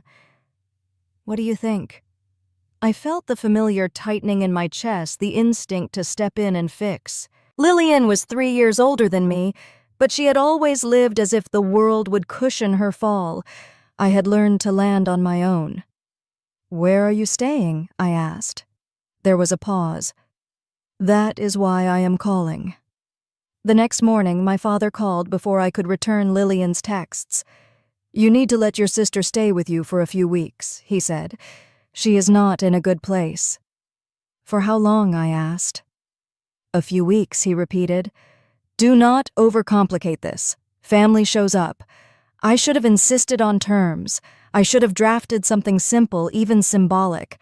Instead, I said fine. I had a guest room. I had space. I believed in temporary." Lillian arrived with 2 suitcases, 3 garment bags, and a story about starting over. She hugged me tightly in my driveway, tears staining my blouse. "I will not be a burden," she said. "I just need time to breathe." There was no lease, no rent, no timeline on paper, just trust. The first week was quiet. She stayed in the guest room, ordered takeout, cried in private. I brought home groceries and told myself this was what sisters did. The second week, she asked if she could use the supplementary card I kept for household expenses. "Just for basics," she said. "I do not want to keep asking you for cash." I hesitated, then handed it over. Within 12 days, the charges totaled $8,750. When I called her into the kitchen and placed the printed statement on the counter, she barely looked at it. "It is just temporary," she said. "I needed clothes for interviews. I needed to feel normal." "You spent $2,000 at a boutique in South Park," I said. "That is not groceries." She crossed her arms. "You have a 6-figure salary. Why are you acting like this is going to bankrupt you?" "It is not about bankruptcy.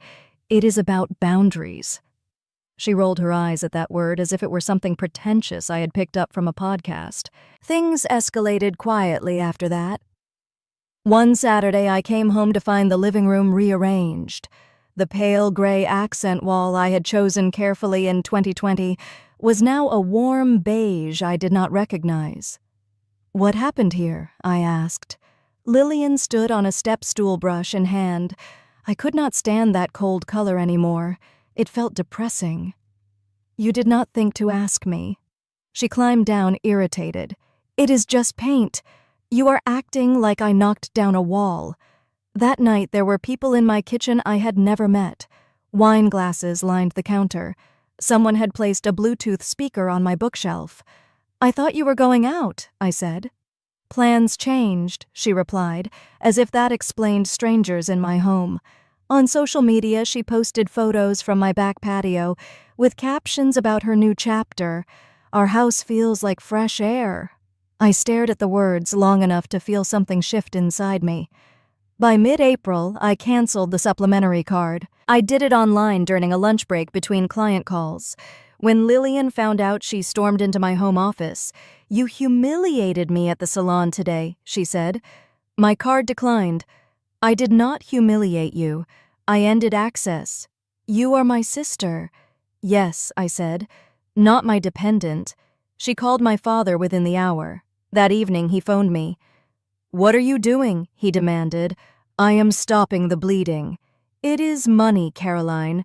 You cannot nickel and dime your own sister. It is my money, I replied, and she agreed it was temporary. He sighed heavily. She is fragile. Do you really want to be the reason she falls apart? There it was. Responsibility shifted onto me. By May, the phone calls began. My Aunt Deborah left a voicemail saying family does not keep score. A cousin texted me that Lillian felt unsafe in her own sister's house. Unsafe.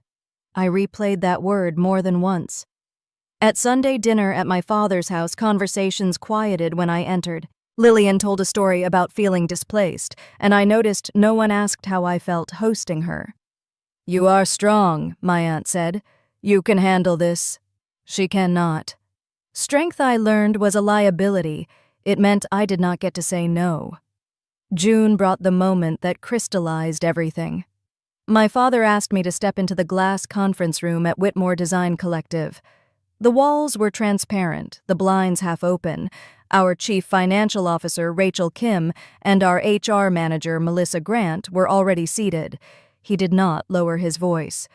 I am concerned about your judgment, he said. There have been complaints. Complaints from who? From within the family. You are creating instability. Clients notice when leadership is distracted. Rachel avoided my eyes. Melissa stared at her notebook. Are you discussing my personal housing situation in relation to my performance? I asked. He leaned forward. Leadership requires composure. If you cannot support your own sister through a difficult period, what message does that send? It sends that I have boundaries. He gave a thin smile. That word again. The room felt smaller than it was.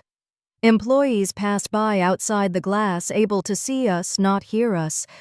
I realized this was not a private correction. It was a display. We need to present unity, he said. I will not have family drama undermining this firm. Something inside me cooled. I am meeting all performance targets, I said. Revenue is up 9% in my portfolio.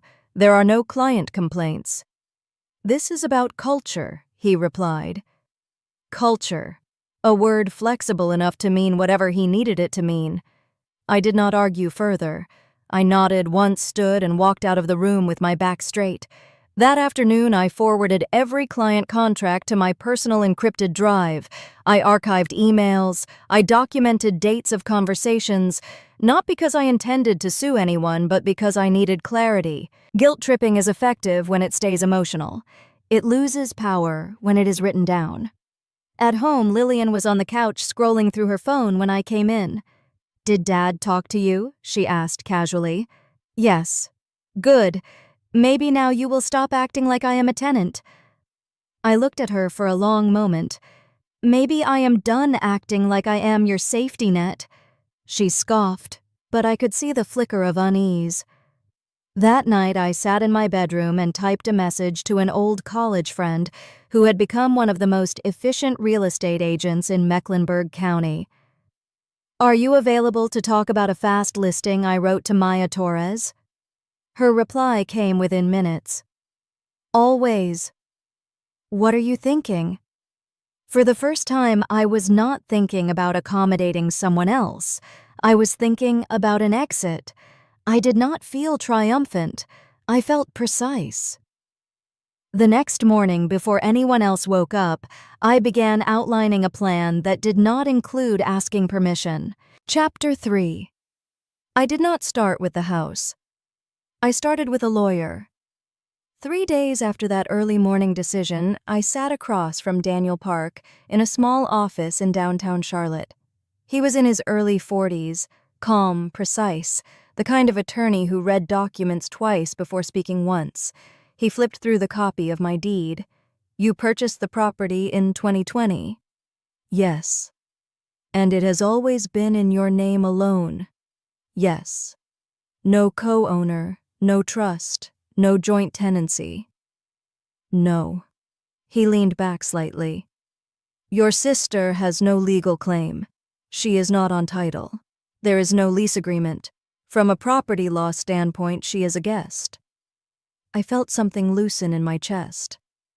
"So I can sell," I said. "You can sell," he confirmed.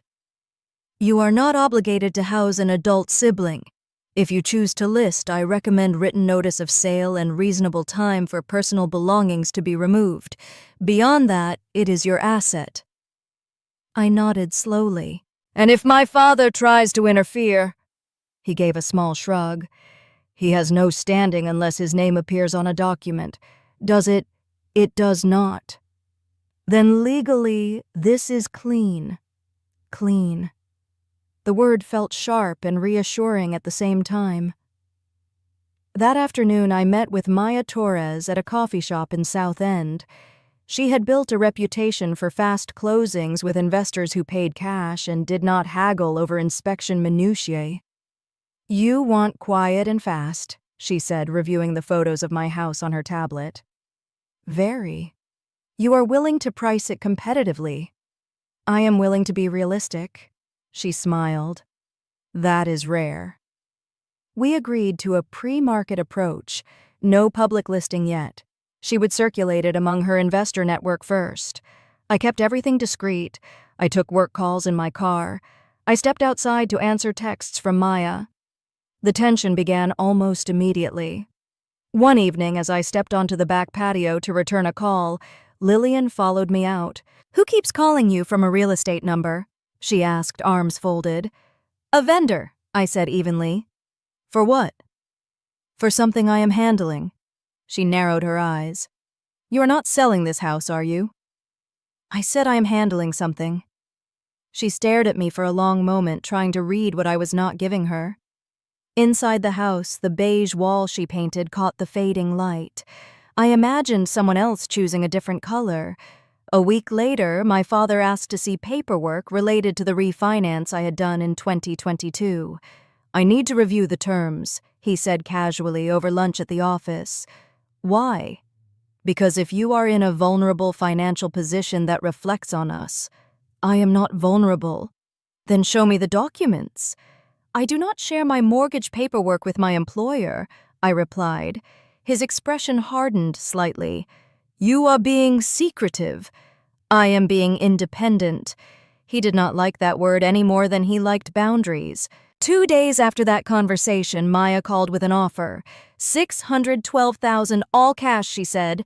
The buyer can close in 8 days. No financing contingency. I stepped into an empty conference room to take the call. "Is that solid?" I asked. "As solid as it gets. His name is Martin Alvarez. He flips properties in this zip code. He has done 3 deals this year without delay." I closed my eyes briefly. The number was lower than the emotional value of the house, but higher than what I had paid.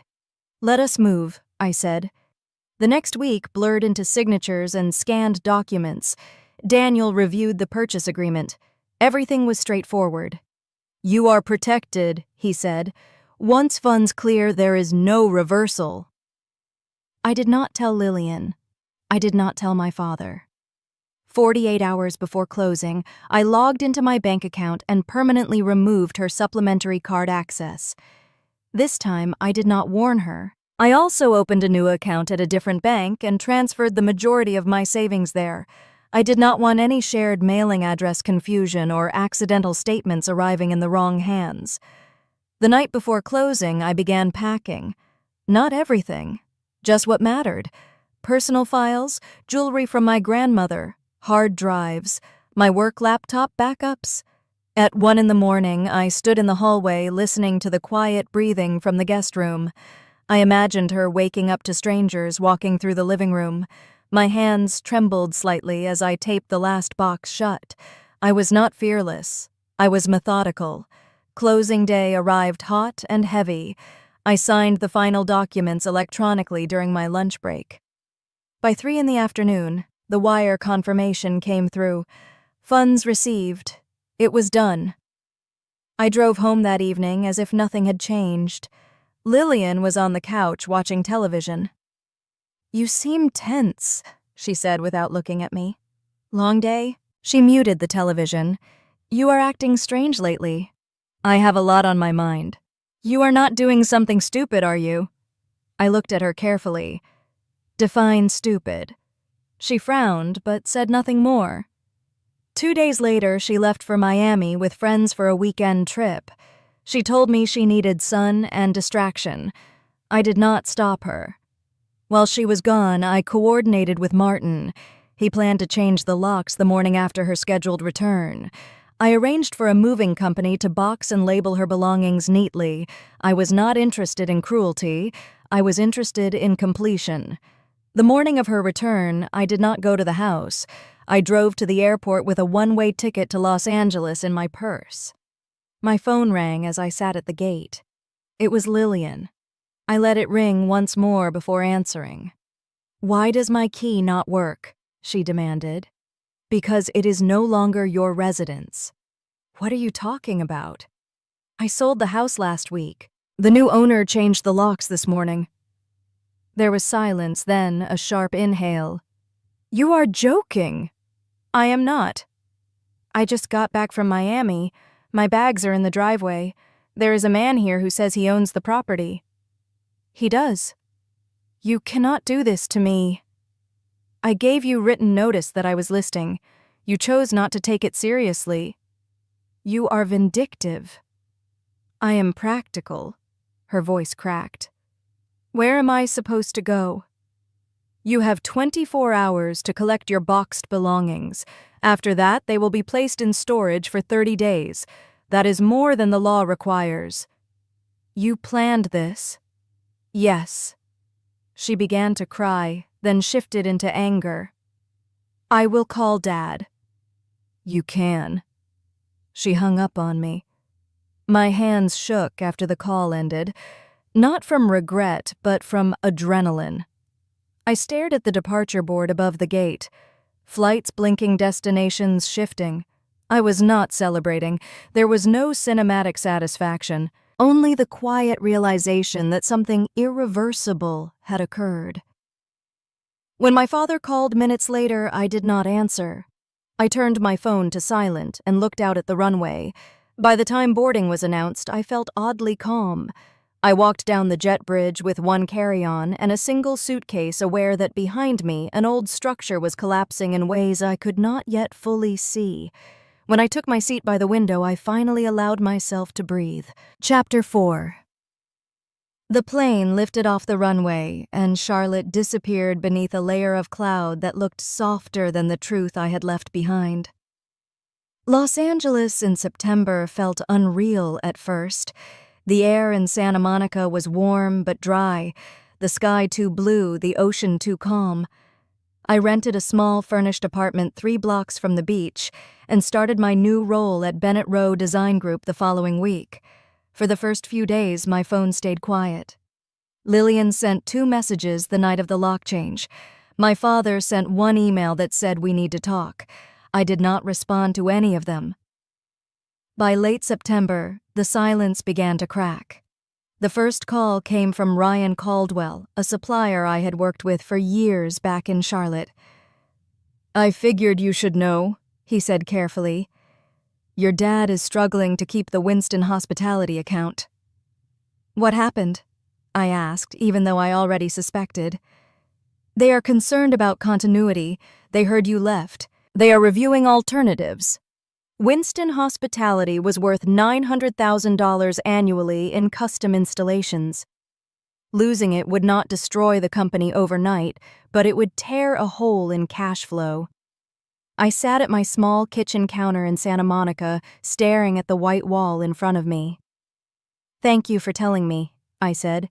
"You were the one they trusted," Ryan added quietly. I ended the call and felt something unfamiliar. Not satisfaction, not guilt, just confirmation. In October, another message came, this time from Amanda Lewis, the chief financial officer at Whitmore Design Collective. Her email subject line read, "Internal Review Update." I hesitated before opening it. "Caroline, I hope you are settling in well. I wanted you to hear this directly. We have initiated an internal audit due to declining revenue and inconsistent project management documentation. Since your departure, 2 major clients have requested renegotiations. Tyler Green has formally withdrawn his annual contract. Tyler Green had been a cornerstone partner for almost a decade. His firm supplied specialty materials that our competitors struggled to source.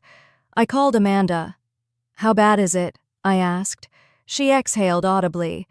"Revenue is down 38% compared to last quarter. Your father underestimated how much client retention was tied to you." "And the audit?" "There are process gaps, documentation that only existed in your files, verbal agreements not properly archived." I closed my eyes. "I archived everything before I left," I said.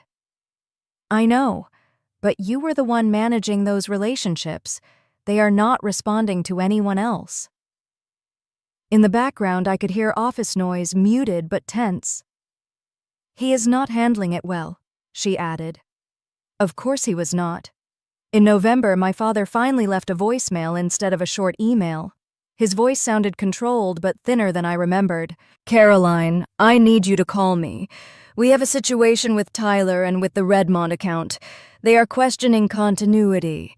If you would just speak with them, reassure them we can stabilize this." He paused. "We can work something out." He did not ask how I was. He did not mention the dinner. He did not acknowledge the conference room humiliation in June. 2 days later, he called again. I let it go to voicemail. The third call came late in the evening. I was sitting on my balcony watching the lights along Ocean Avenue flicker on. This time I answered. "What do you want?" I asked calmly. There was no greeting. "Have you spoken to Tyler Green?" he said. "No." "You need to. He trusts you." "I do not work for you anymore." "This is not about employment. This is about legacy." I leaned back in my chair. "You threatened my professional reputation in June." Silence. "You embarrassed me in front of senior staff." "We are past that," he said quickly. "Right now, we are dealing with numbers." Numbers. Always numbers. "If you made 1 call," he continued, "just one, we could salvage this quarter." "What are you offering?" I asked. He did not hesitate. "I can restructure compensation. I can even reduce Lillian's stipend. She does not need that much right now." I went very still. He was willing to cut her support to bring me back into alignment. "You are offering to penalize her to fix your revenue problem." "I am offering to make adjustments. You did not call to apologize." "This is not about apologies," he snapped. Then he caught himself. "This is about the firm." There it was, clear and stripped of pretense. "I am not coming back," I said. "You are being stubborn." "I am being consistent." "You are letting the company suffer out of pride." "I am letting the company face the consequences of its leadership." He exhaled sharply. "You will regret burning bridges." "I did not burn anything," I replied. I stepped away. He hung up without saying goodbye. I stared at my phone for a long time after that. In December, Amanda called again. "He is listing the house," she said quietly. "What house?" "The one in Myers Park. He cannot sustain the overhead. Payroll is down to 6 employees." 6? The company had peaked at 18 when I left. "Is he okay?" I asked before I could stop myself. "He is angry. He blames market conditions. He blames staffing transitions. He does not blame himself." I imagined the house with the manicured lawn and the long driveway, the place where Sunday dinners used to feel warm before they became strategic.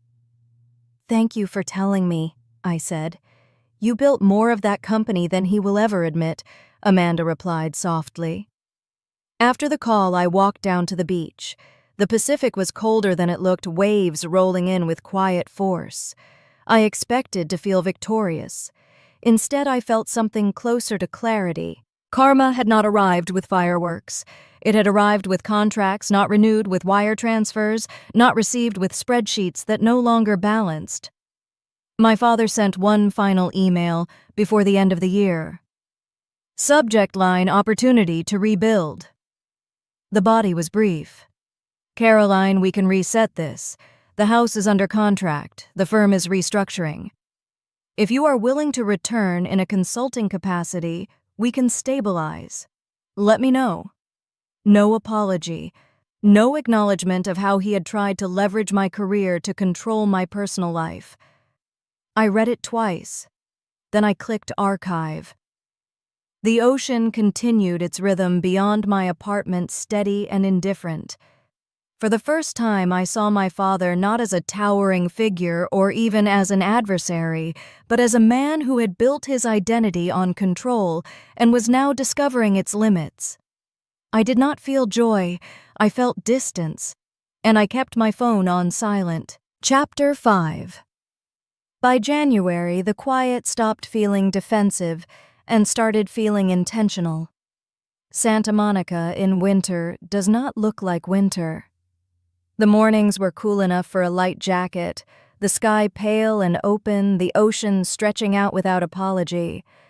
I walked to the office most days past cafes that smelled like espresso and salt air, reminding myself that starting over did not mean starting small. Bennett Rowe Design Group was not my father's firm. No one there cared about my last name. They cared about numbers, performance deadlines. My first month was a trial by fire. 2 major hospitality clients were reconsidering their brand positioning, and I was asked to lead the strategy meetings. On my 3rd week, my supervisor, Allison Grant, called me into her office. "You came highly recommended," she said, folding her hands. "But this market is different. You will have to prove you can handle West Coast clients." "I understand," I replied. "You left a leadership role. Some people will assume you could not maintain it." I met her gaze steadily. "I did not leave because I could not maintain it." She held my eyes a moment longer, then nodded. "Good. Then show me." The pressure felt clean. There were no emotional undercurrents, no unspoken expectations tied to blood or loyalty, just work. In late January, an email from my sister appeared in my inbox. Subject line: "You think you won." I stared at it before opening. "You destroyed everything," she wrote. "Dad had to sell the house. The company is barely surviving. You walked away like none of this mattered. You have always been selfish, Caroline."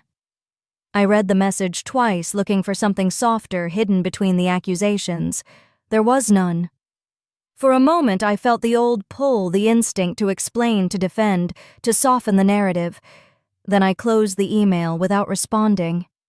Later that week, I received a formal letter from a law office in Charlotte.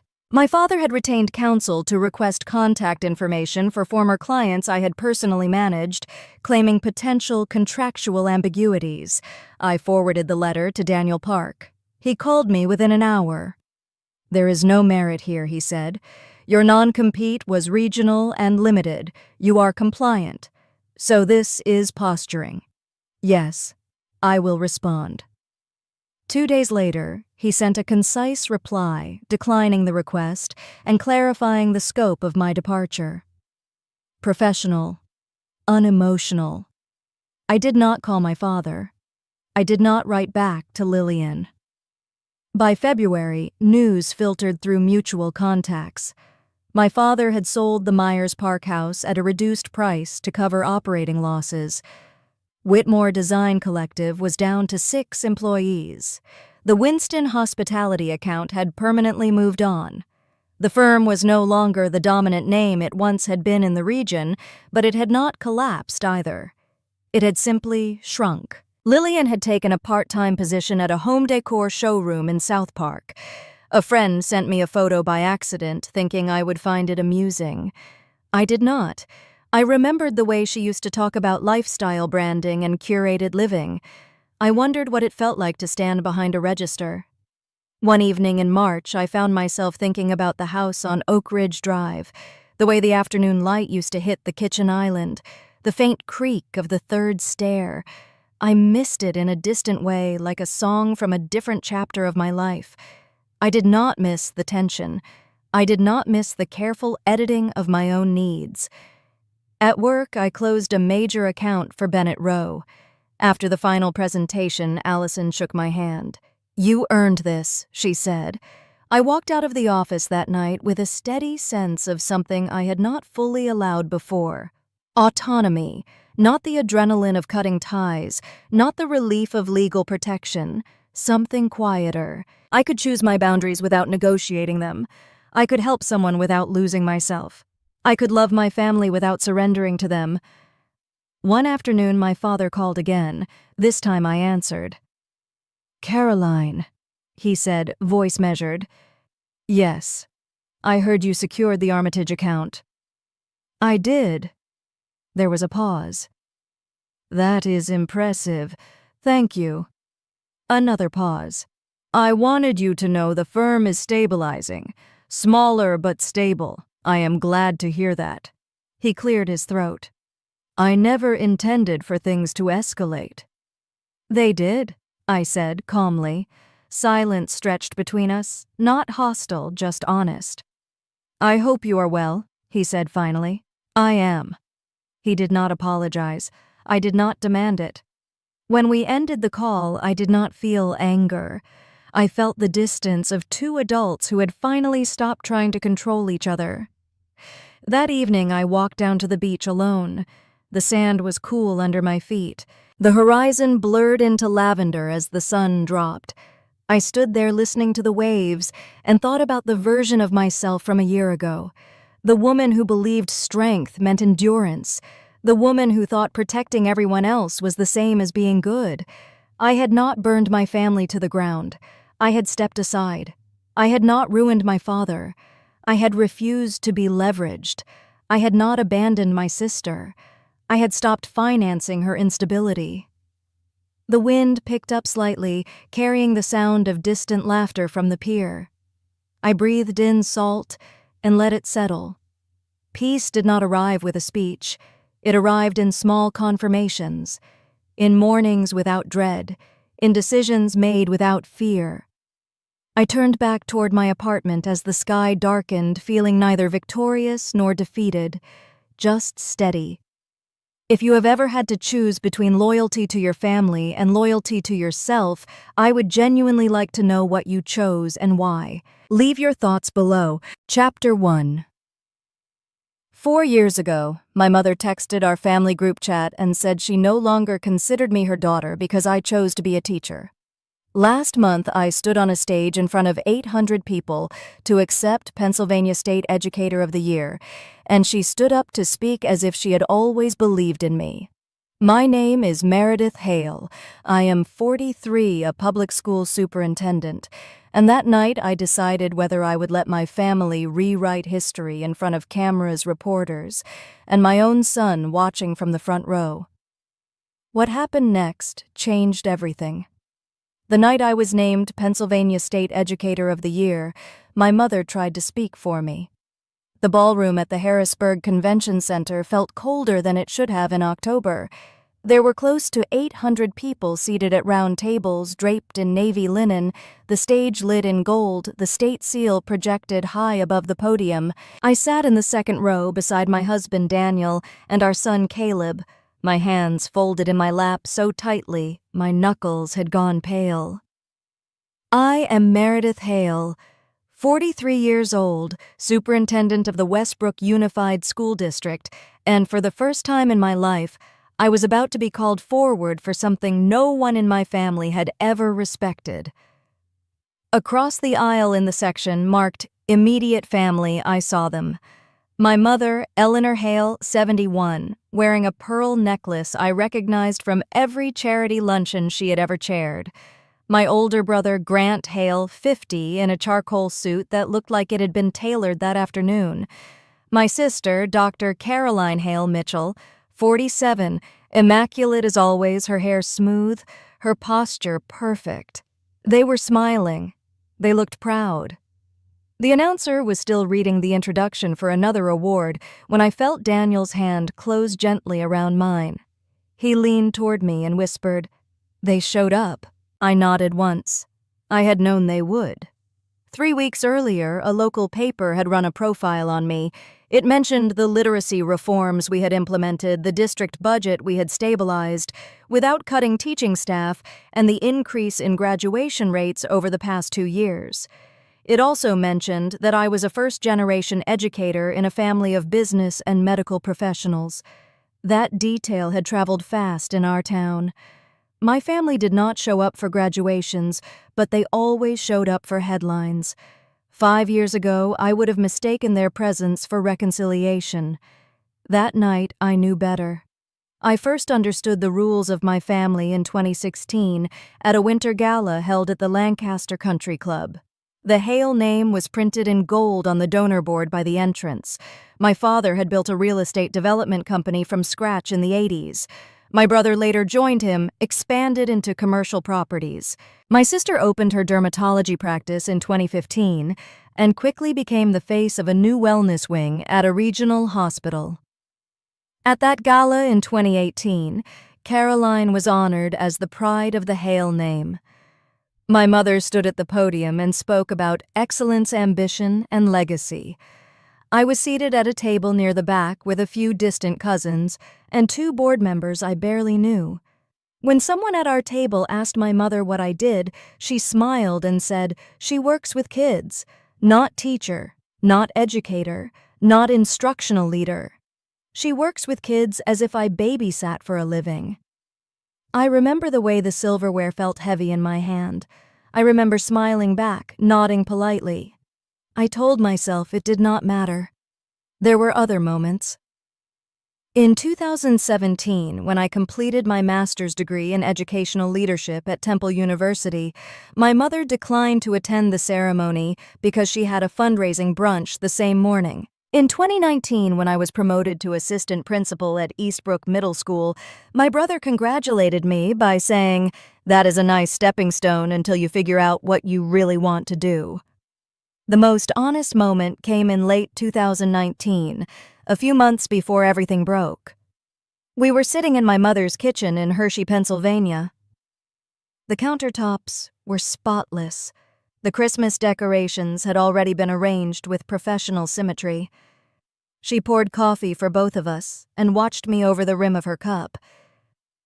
"You are smart, Meredith," she said. "No one is denying that, but you have never had real ambition." I asked her what she meant. "You could have gone to law school. You could have joined your father. Instead, you chose a small life." I did not argue. I did not cry. I stared at the steam rising from my coffee and felt something settle inside me. Not anger, not yet, just clarity. The real break came on May 17, 2020 at 10:32 in the evening. The world was already unsteady that year. Schools were navigating remote learning. District budgets were in crisis. I had just spent 3 hours on a virtual meeting with teachers, trying to reassure them that we would not abandon our students. When I checked my phone, I saw a notification from our family group chat. It was titled, "Hail Legacy." My mother had written, "If you choose that small life, I no longer consider you my daughter." There were no emojis, no follow-up, just that sentence. My brother responded with a thumbs up. My sister wrote, "Mom is just worried about your future." I took a screenshot immediately. I saved it to my cloud drive. I forwarded it to Daniel with no commentary. He walked into the living room a minute later, saw my face, and asked what happened. I handed him the phone. He read the message once, then again.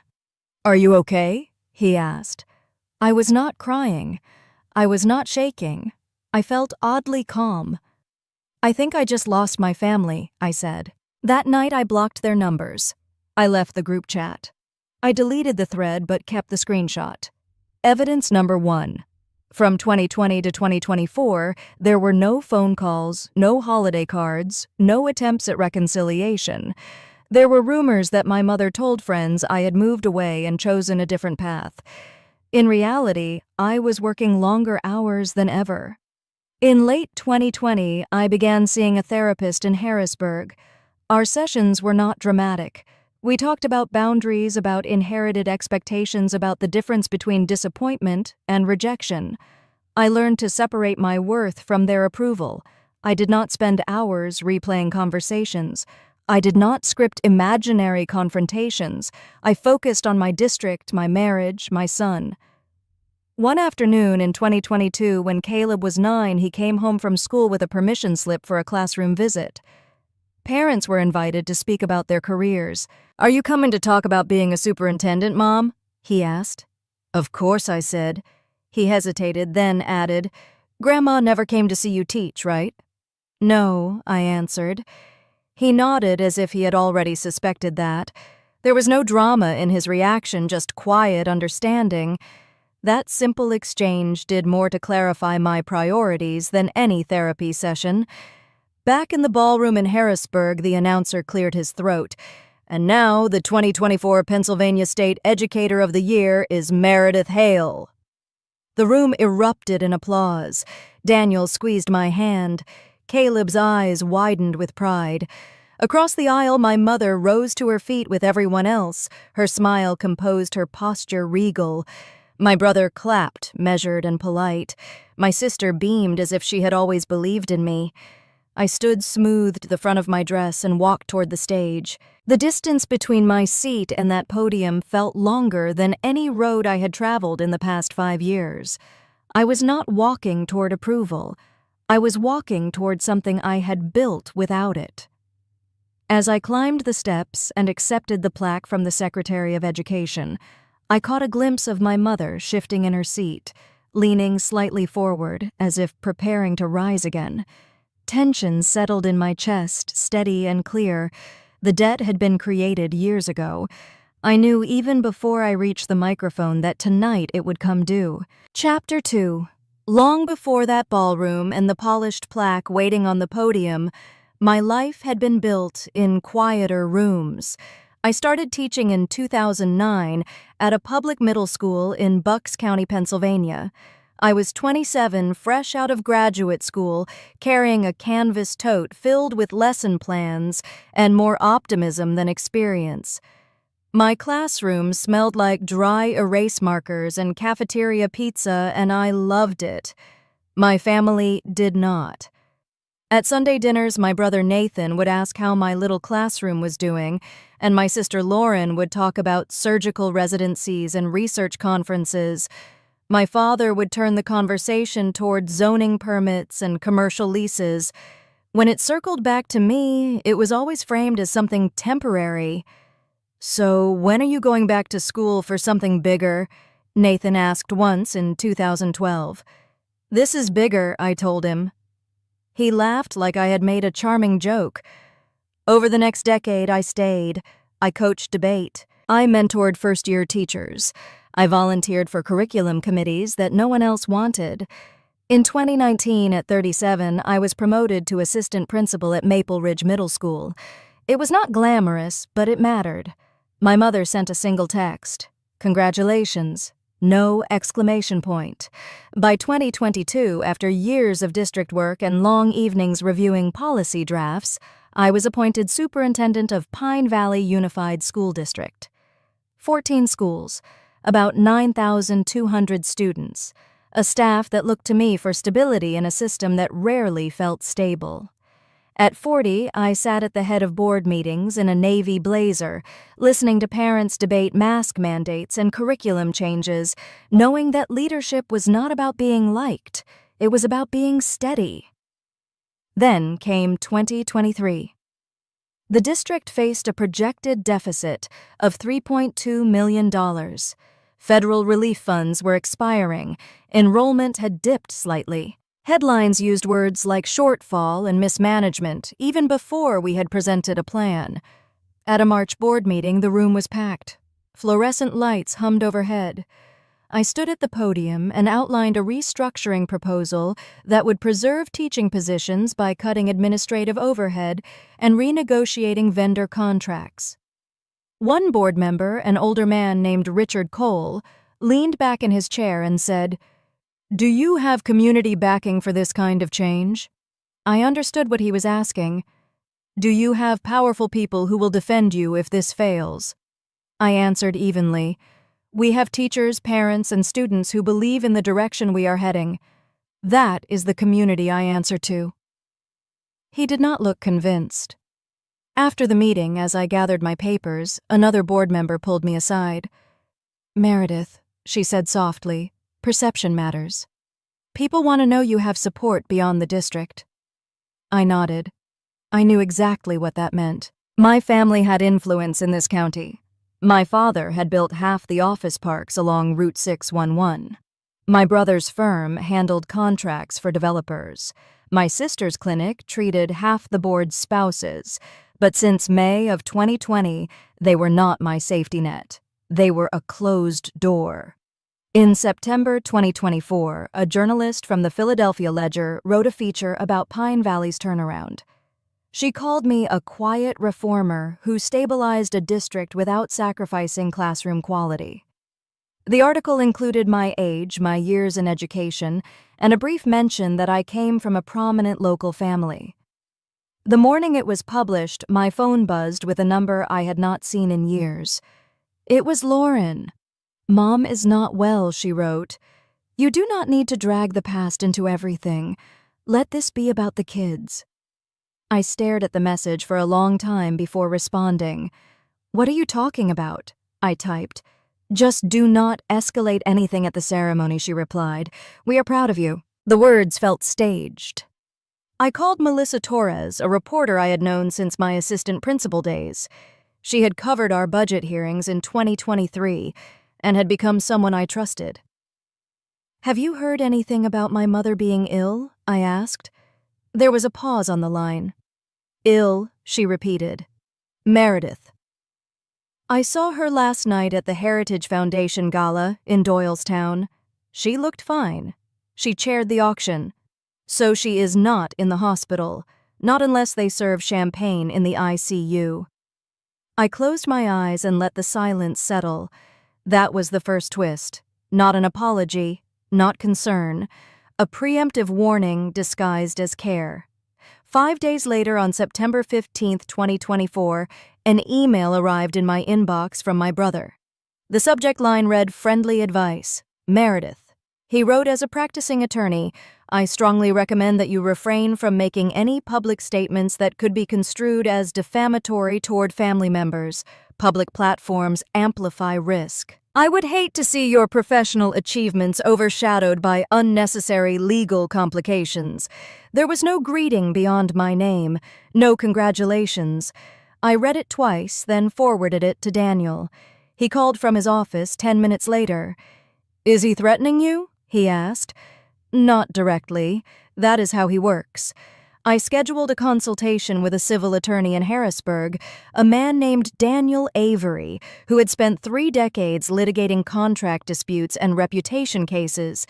He was 63, silver-haired, calm, in a way that suggested he had seen far worse than sibling tension. We sat across from each other in a conference room that smelled faintly of coffee and paper. "Tell me what you are worried about," he said. I explained the history. The text message from 2020, the lack of contact, the recent email. He leaned back in his chair. "Do you have proof of what was said?" "Yes." "Do you intend to fabricate anything?" "No." "Then here is the principle," he said. "Truth backed by documentation is not defamation. The risk comes when emotion replaces fact. So if I speak carefully, if you speak to your experience and you have evidence, you are within your rights." I left his office with a copy of his business card in my purse and my brother's email saved in a folder labeled documentation. Evidence number 2. That night I sat at the kitchen table long after Caleb had gone to bed. Daniel poured 2 glasses of water and joined me. "You do not have to say anything," he said. "I know. You also do not have to protect them." That was the question that kept circling in my mind. Not whether I was wrong about my worth. I had done that work in therapy years ago. The question now was strategic. Would speaking create chaos in my district? Would silence allow them to rewrite the narrative again? I was not doubting who I was weighing the cost. A week before the ceremony, Lauren sent another message. "We will be there on Friday. Front row. We are proud of you." There it was again. The word proud stretched thin from overuse. I typed nothing in response. On the morning of the award ceremony, my mother left a voicemail for the first time in 4 years. "Meredith," she said, her voice composed as always, "tonight is important. Let us not make it about old misunderstandings. Families support each other." Old misunderstandings. The phrase settled like dust. As I stood in that ballroom waiting for my name to echo across the stage, I understood something with startling clarity. They had not come to celebrate me. They had come to control the story. Chapter 3. They had come to control the story. The ballroom felt smaller now, like the air itself had thickened. The section labeled immediate family was only a few rows ahead and slightly to the right of the stage. My mother, Eleanor Hale, sat upright with her hands folded neatly in her lap, the pearls at her throat catching the stage lights. My brother Nathan leaned toward a man with a press badge clipped to his jacket. My sister Lauren adjusted the sleeve of her blazer and smiled with the kind of warmth she reserved for patience and cameras. I watched as Nathan extended his hand to the reporter. "We are very proud of Meredith," he said, his voice steady and polished. "Education has always mattered to our family." I almost laughed. Education had mattered when it looked like law school or medical school. It had mattered when it fit inside the frame of ambition they understood. The reporter nodded and scribbled something in a small notebook. "And you are?" he asked. "He, Nathan Hale," my brother replied. "Her older brother." Lauren leaned in. "And I am her sister. We have always supported her passion for helping kids." Always. Daniel followed my gaze. "They look comfortable," he murmured. "They have practice," I answered. On stage, the program continued with a tribute video for a retiring principal. Applause rippled through the room. A few rows back, I noticed 2 members of the Pine Valley Board whispering to each other, glancing toward my family, and then back at me. Optics. Everything was optics. A few minutes later, the Secretary of Education stepped down from the podium and made his way along the aisle greeting guests. He stopped beside my chair. "Meredith," he said quietly, leaning closer so his words would not carry. "Just so you are aware, your mother approached the event coordinator earlier this evening. She asked whether she might say a few words if you were selected." I felt the muscles in my jaw tighten. "And?" I asked. "It is not part of the program," he replied. "We declined. Only pre-approved speakers are permitted on stage." "Thank you," I said. He held my gaze for a moment. "Security has been briefed," he added. "We will handle it if necessary." There was no drama in his tone, only policy. The kind of policy that protects institutions from becoming stages for personal theater. Daniel exhaled softly beside me. "So she planned something," he said under his breath. "She always plans something," I answered. My heart was beating faster now, not with fear, but with anticipation. They had expected to step into the spotlight to frame themselves as the origin story of my success. The lights dimmed slightly as the final category before mine was announced. I took a sip of water and let my mind drift just for a second to 2017. Temple University, May. A warm afternoon in Philadelphia. I stood on a platform in a black gown, the tassel on my cap brushing against my cheek. The announcer called my name as I crossed the stage to receive my master's degree in educational leadership. When I stepped down, I scanned the crowd of folding chairs set up across the lawn. Parents waved programs, spouses held bouquets, children held handmade signs. My section was empty except for Daniel and a toddler, Caleb, squirming in his lap. I had texted my mother that morning, "Ceremony starts at 2. Let me know if you make it." Her reply came at 1:47. "At a fundraiser. So proud of you. So proud from a distance." The memory flickered and dissolved as applause brought me back to the present. Caleb shifted in his seat beside Daniel and leaned toward me. "Mom," he whispered, "are they going to say something tonight?" I looked at him. His eyes were wide, curious, not anxious. I did not answer right away. "I do not know," I said finally. He nodded, accepting the uncertainty. Children have a way of reading tension without fully understanding it. I did not want him carrying the weight of my past into his own. Across the aisle, my mother stood and smoothed her skirt. She began walking toward the side corridor that led to the restrooms and backstage access. For a split second, our eyes met. She paused. I stood without thinking. Daniel touched my arm. "You do not have to," he said. "I know." But I stepped into the aisle anyway. The hallway outside the ballroom was quieter, carpeted in muted gray, lit by recessed lights. My mother was standing near a framed photograph of the Capitol building. "Meredith," she said, as if we had spoken yesterday, "you look beautiful." "Thank you." There was no hug, no attempt at one. "This is a big night," she continued. "Let us keep it that way." "What does that mean?" I asked. She tilted her head slightly. "It means we do not need to revisit misunderstandings from years ago. The past is not relevant tonight." I felt the old instinct to defend myself rise, then settle. "The past is why tonight matters," I said. Her expression tightened only for a moment. "Do not make this about the past," she said quietly.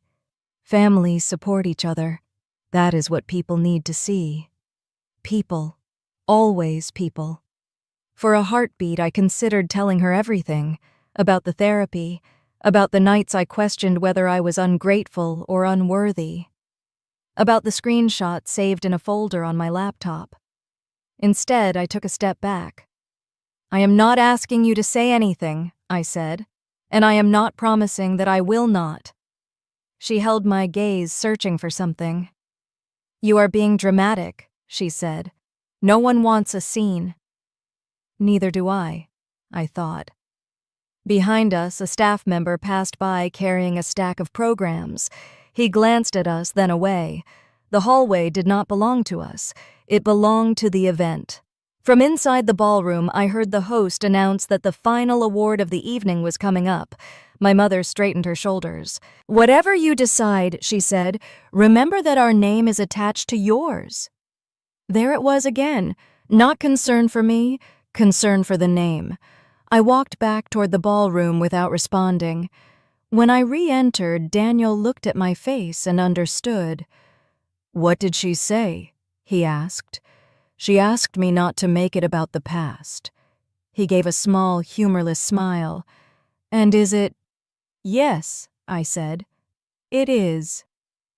We returned to our seats just as the stage lights brightened again. The MC adjusted his notes and cleared his throat.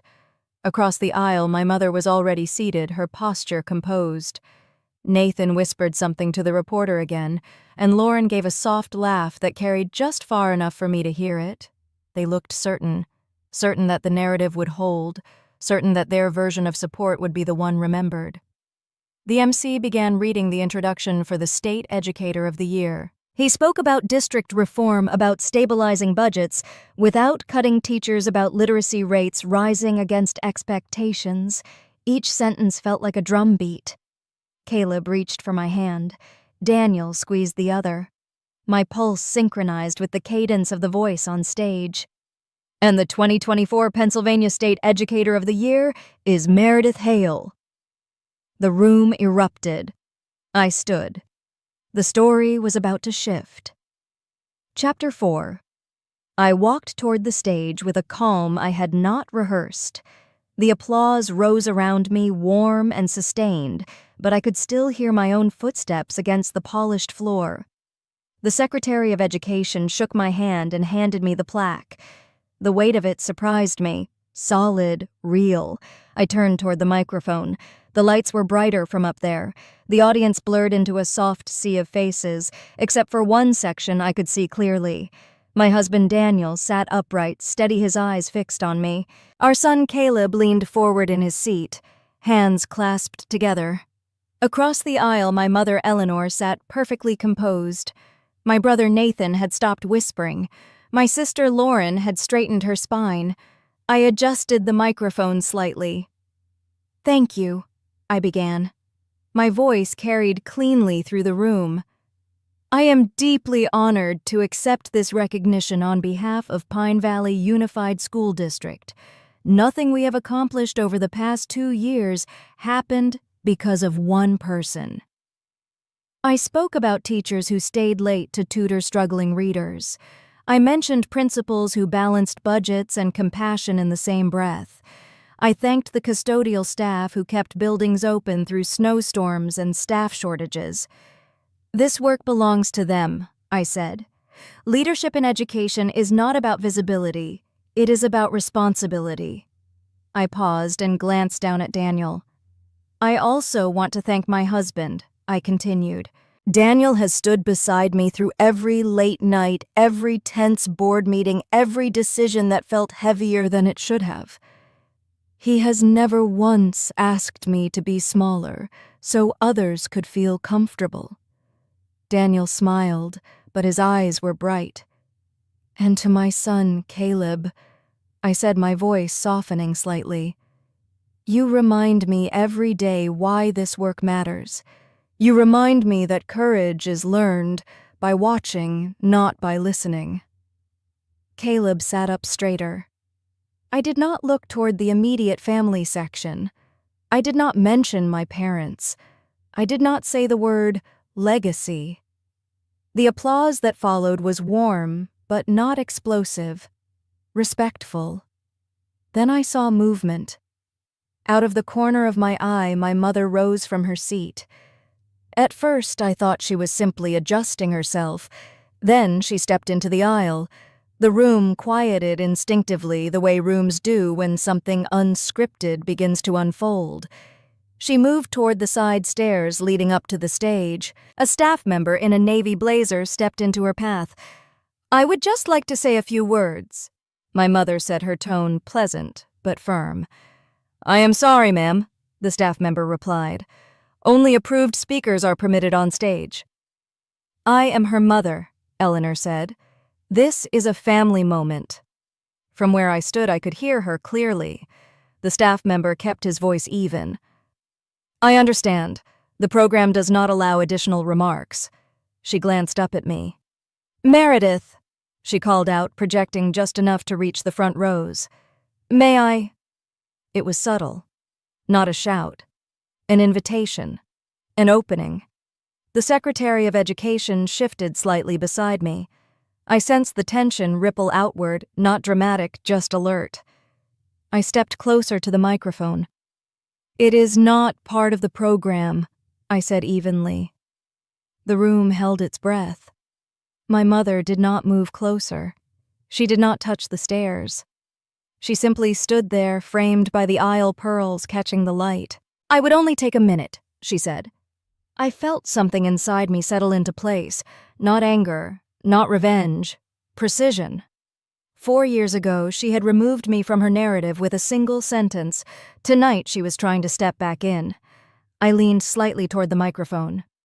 4 years ago, my mother told me she no longer considered me her daughter. Tonight, I am honoring that decision.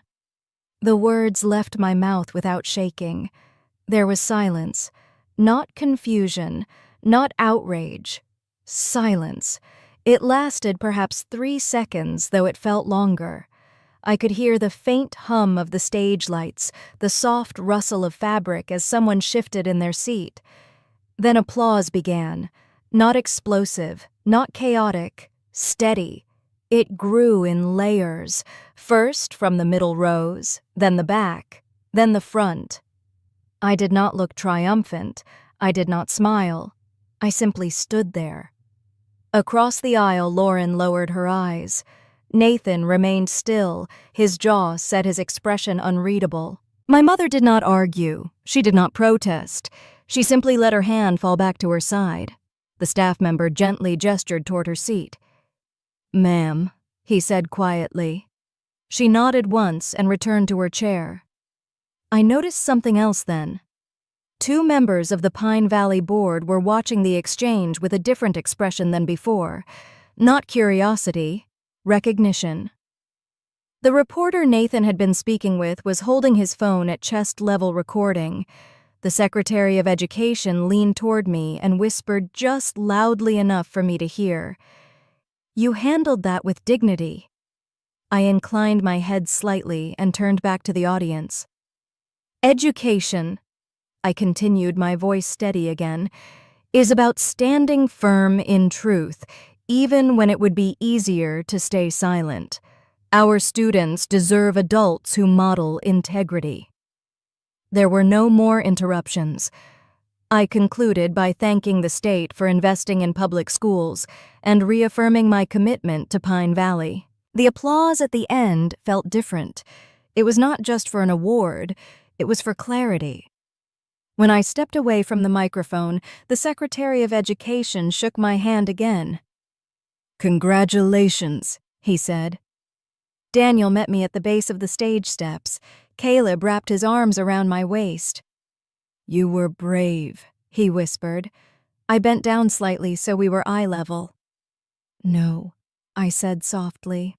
"I was honest." Behind us, I sensed movement as guests began to stand and mingle. The program had officially ended. I did not look immediately toward my mother. Instead, I focused on Daniel's hand in mine and the plaque I held against my chest. After a moment, I did glance across the aisle. Nathan was speaking quietly to Lauren. She kept her gaze down, her earlier confidence gone. My mother sat upright, staring straight ahead, her face composed but paler than before. No scene, no shouting, no security escort. Just a boundary stated plainly. As we stepped off the stage and moved toward the reception area, I felt lighter than I had in years. Not because I had won something, but because I had not surrendered the narrative. The story had shifted, and it had done so without spectacle. I did not know what the consequences would be yet, but I knew I had said exactly what needed to be said. Chapter 5. The consequences did not arrive with fireworks or scandal. They arrived quietly in notifications and phone calls and conversations that carried a different tone than before. By the time we drove back to Pine Valley that night, my phone had already begun to vibrate in my purse. Text messages from teachers, emails from parents, a short message from the Secretary of Education thanking me again for my leadership. I did not open social media until the next morning. Someone in the audience had recorded the exchange. Not the entire ceremony, just the moment, the sentence, the silence, the applause. Within 48 hours, the clip had circulated through education networks across North Carolina. By the end of the second week, it had been viewed more than 850,000 times within professional groups, teacher forums, and local news pages. The reactions were not unanimous. Some comments read, "That is how you set boundaries." Others wrote, "Family matters should stay private." One retired principal posted, "Dignity under pressure. That is leadership." Another commenter replied, "She embarrassed her own mother." I read a handful of them, then closed the app. At the next Pine Valley board meeting, the atmosphere felt different. Not hostile, watchful.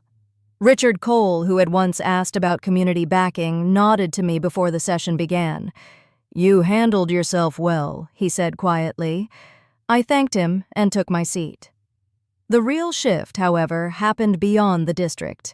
In November 2024, Lakewood Women's Heritage Council released a brief statement announcing that Eleanor Hale would be stepping down from her advisory position effective immediately.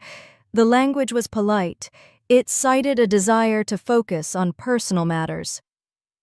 Melissa called me that afternoon. "Your mother resigned," she said. "Resigned or asked to," I asked. She paused. Let us just say the board prefers less controversy during fundraising season. I did not celebrate. I did not feel triumphant. I felt something closer to inevitability. Lauren experienced her own version of scrutiny. A patient had asked her during an appointment whether family values influenced her business ethics. She told me this later in a short-clipped voicemail that I did not return. Nathan sent another email in early December. Meredith, he wrote, this situation has escalated unnecessarily. I suggest we discuss damage control strategies. Public narratives can be redirected if handled correctly. Redirected, he still believed the issue was optics. I archived the email in the same folder that held the screenshot from 2020 and his earlier message from September. Evidence number 3 was growing without effort. January arrived colder than usual.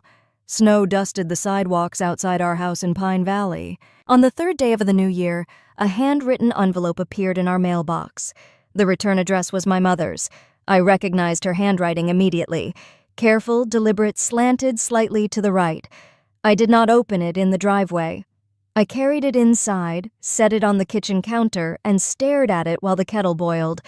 Daniel walked in from the garage. From her, he asked, "Yes, you do not have to read it tonight." I nodded, but after Caleb went upstairs to finish his homework, I slid my finger under the flap. The letter was 3 pages long. She did not begin with "Dear Meredith." She wrote my full name. She admitted that she had been afraid of what people would say if her daughter chose a profession she did not understand. Afraid that I would be compared to my siblings and found smaller.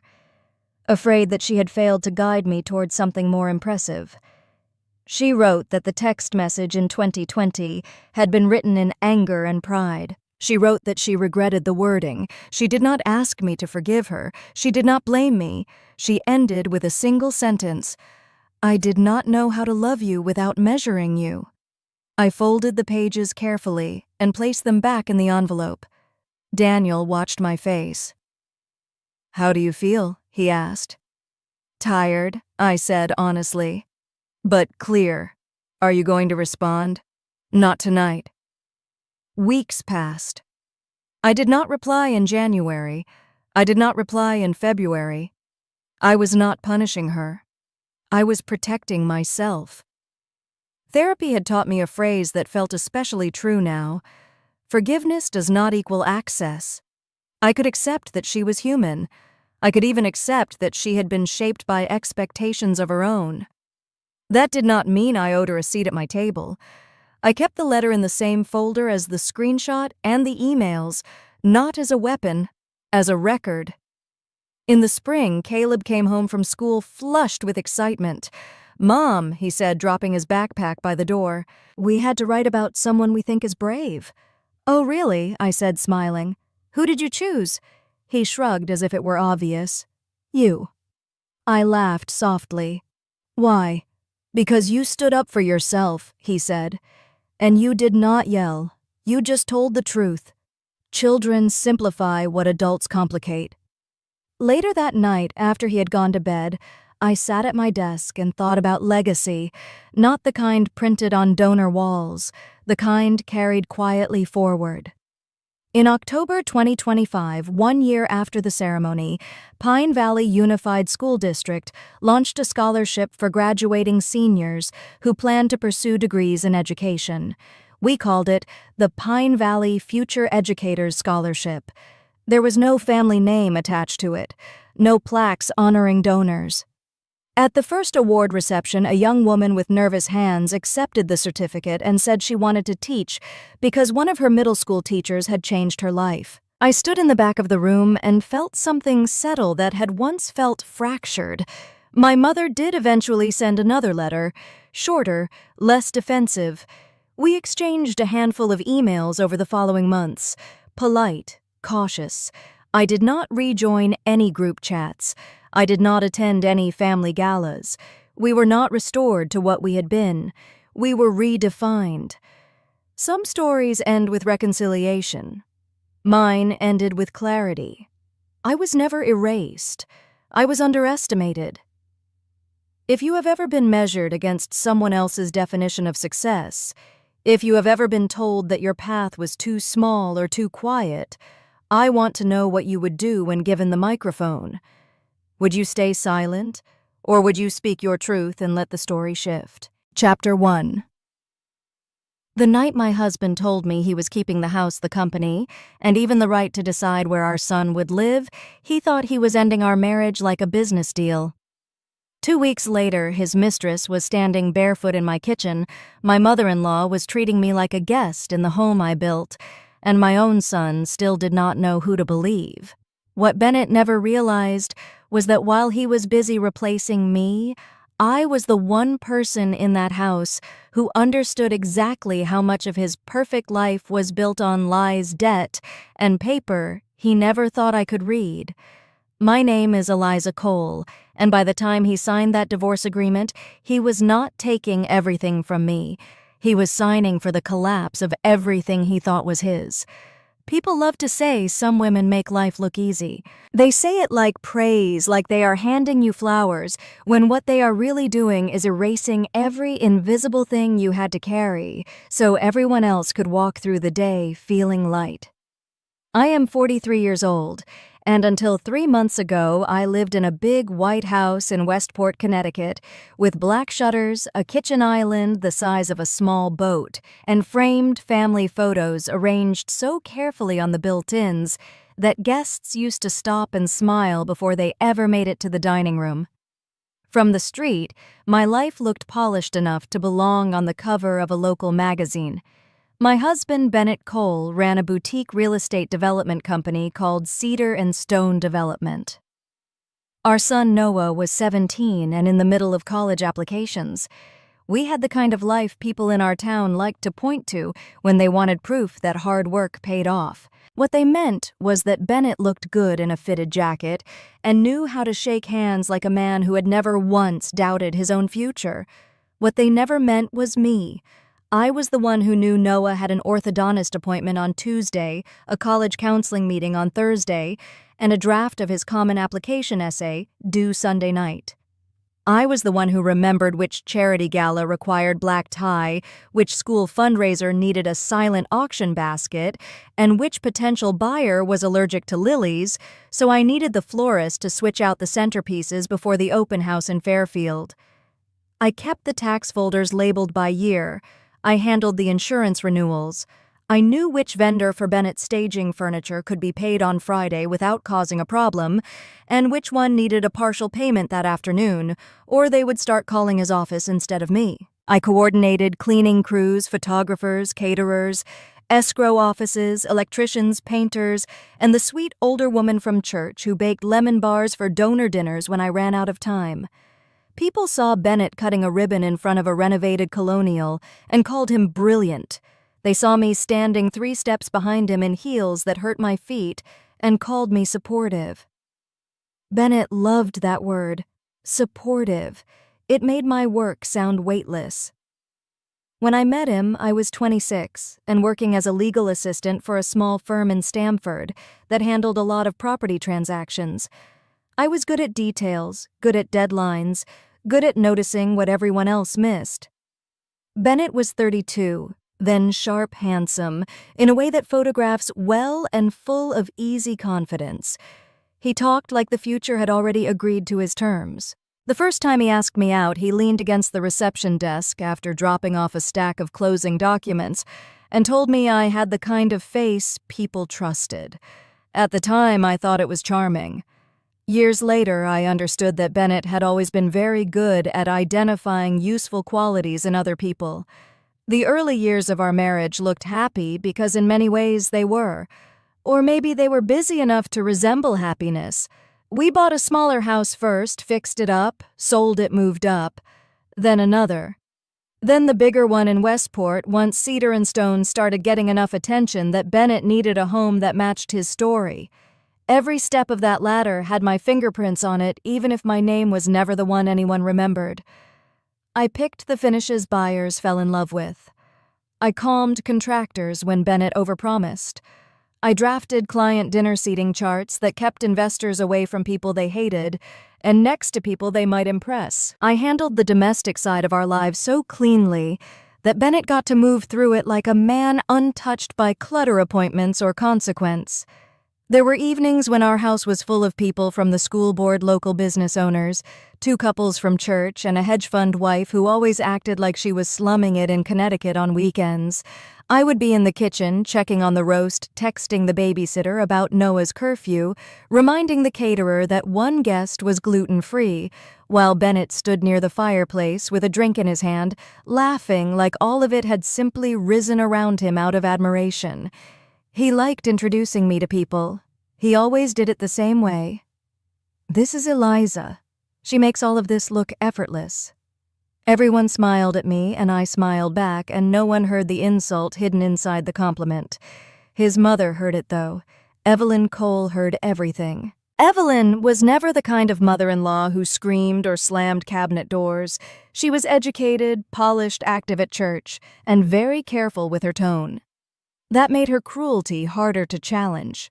She could wound you in a full sentence and leave no fingerprints on the knife. She used to stand in my kitchen with one hand wrapped around a coffee cup and say things like a man with real drive needs peace at home, or Bennett has always been destined for bigger things, and those kinds of men need women who understand pressure. Once, after a school fundraiser that I had spent 2 weeks planning, she watched Bennett shaking hands in a navy blazer while I carried centerpieces out to my car and said, not unkindly on the surface, "You are lucky to be standing so close to something this promising." I remember smiling as if she had said something nice. I was younger then. I still believed time revealed effort. I still believed people eventually noticed who kept the walls from cracking. Noah grew up in the middle of that polished performance. He loved us both, and I think that is important to say plainly. He was not a difficult son, not spoiled, not cold. He was just a boy raised inside a house where his father was the visible provider and his mother was the heir. Necessary everywhere and easy not to think about, because she never failed. Bennett took him to basketball games and promised him college tours and talked to him about ambition and leverage and making smart moves. I made dentist appointments, edited essays, sat up with him when he was sick, and remembered that he hated cilantro. One kind of love photographs better than the other. By the time Noah hit senior year, our life looked especially complete from the outside. He had good grades. Bennett's company had enough momentum to keep people impressed. The house was finally at that stage where every room looked finished. We hosted a donor dinner in October that people talked about for weeks afterward. Candles everywhere, string quartet in the living room, custom menus, a florist bill I negotiated down by $200 over text while standing in the school pickup line. That same night, when the last guest had left and I was scraping plates in the kitchen, Bennett came up behind me, kissed my cheek, and said, "You really do make all of this look easy." I stood there with gravy on my wrist and wanted for just 1 second to turn around and ask him if he even knew what all of this was. Instead, I smiled. That is how women lose years. Not in explosions, in swallowed sentences. Looking back, there had been signs. Bennett started keeping his phone face down on the counter. He came home later and later with stories that sounded polished but thin, like they had been rehearsed in the car. Once, when he bent to kiss me goodnight, I caught a trace of perfume that was too sharp and too young to belong to any room I had been in that day. A name started appearing on his screen more often than it should have. Madison. Sometimes with a message that was obviously not about budgets or paint samples, even if he dismissed it that way.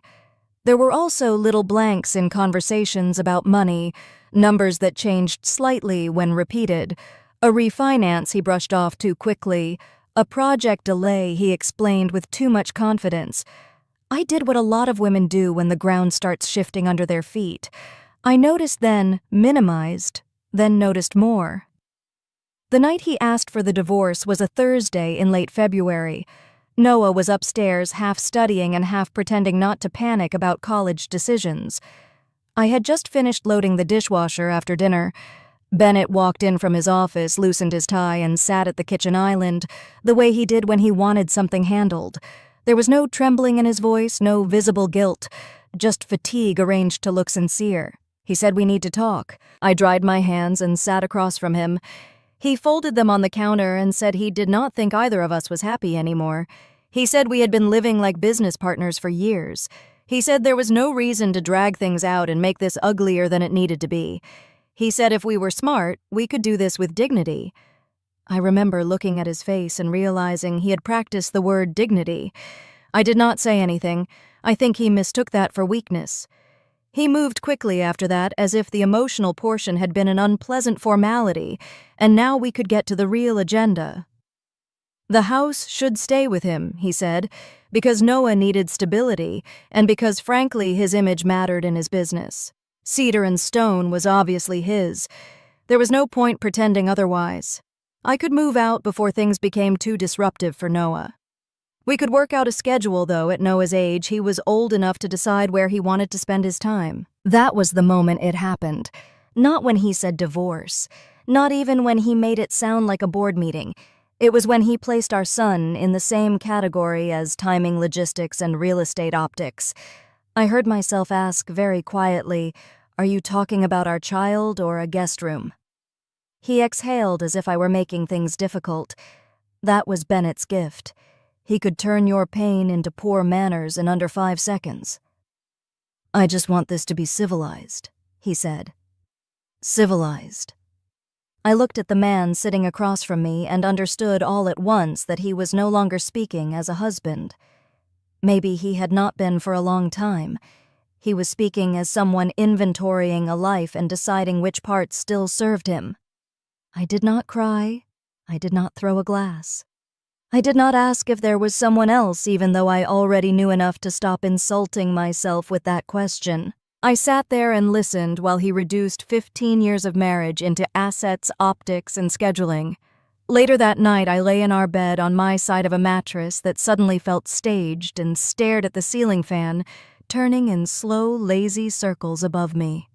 The house was quiet, except for the old hum in the vents and one floorboard settling in the hallway outside. Everything around me had my touch in it. The paint colors, the sconces, the linen curtains, the photo wall by the staircase, the drawer in the mudroom with extra chargers and stamps and school forms and emergency cash. And still in a single conversation, all of my work had been renamed support, then stripped down further into inconvenience. It was not a marriage ending. It was a man deciding I had become part of the background he no longer wanted in frame. I remember placing one hand flat against the mattress and thinking with a calm that scared me, this house knows I built it, even if he never will. I did not know everything yet. Not really. I did not know how much uglier the truth was, or how many people were already standing just outside the edges of my life, waiting for permission to step in. But I knew enough to feel the first cold shift under my feet. By morning, the house I had spent years holding together had already begun the work of pushing me out. Chapter 2. Bennett did not tell me to leave our bedroom. He just started behaving as if I already had. The next afternoon, I came upstairs from switching a load of laundry and found the linen closet doors open, the guest room across the hall half aired out, and one of the spare pillows from the upstairs cabinet sitting on the bed like a decision that had made itself. My robe was folded at the foot of it. 2 of my sweaters were draped over the reading chair. Someone had placed a glass of water on the nightstand as if this were hospitality and not displacement. I stood in the doorway longer than I want to admit. Bennett came up behind me, phone in one hand, car keys in the other. "It just makes more sense for now," he said, "until we figure things out." I turned and looked at him. "For what, exactly? Sleeping arrangements or ownership?" He let out a breath through his nose, already irritated. "Eliza, please do not do this." "Do what? Make everything sound harsher than it has to be." That was one of his favorite tricks. If he could not deny what he was doing, he could at least accuse me of naming it too accurately. I walked past him into our bedroom, the room I had painted twice, The room where I had chosen the brass lamps and the ivory drapes and the bench at the foot of the bed because I thought we were building a life that would last long enough to settle into itself. I pulled a week's worth of clothes from my side of the closet, my skincare, my phone charger, a notebook with Noah's counseling deadlines written on the inside cover, a slim file of personal documents I kept in the drawer under my scarves. None of it took long. That was the humiliation of it. 15 years could apparently be reduced to what fit in 2 arms. The guest room had originally been a den, then a nursery before Noah was born, then a place for relatives at Christmas, then a room no one used unless they had nowhere else to put someone. By that night, it was mine. The hurt was not about the room itself. It was what the room meant. I had gone from wife to temporary occupant in a house where every wall still held evidence of my labor. Noah noticed immediately. At dinner, he glanced from me to Bennett, then toward the hallway where my robe was no longer hanging on the bathroom hook. "Why are Mom's things in the guest room?" Bennett cut his chicken and said, "We are working through some things. It's temporary." Noah looked at me. "Is it?" I swallowed before answering. "For now, yes." He frowned. "That doesn't answer anything." Bennett set his fork down with that measured patience he used when he wanted to appear like the only adult in the room. "You do not need every detail right now." I watched something harden in Noah's face, not toward his father, toward me.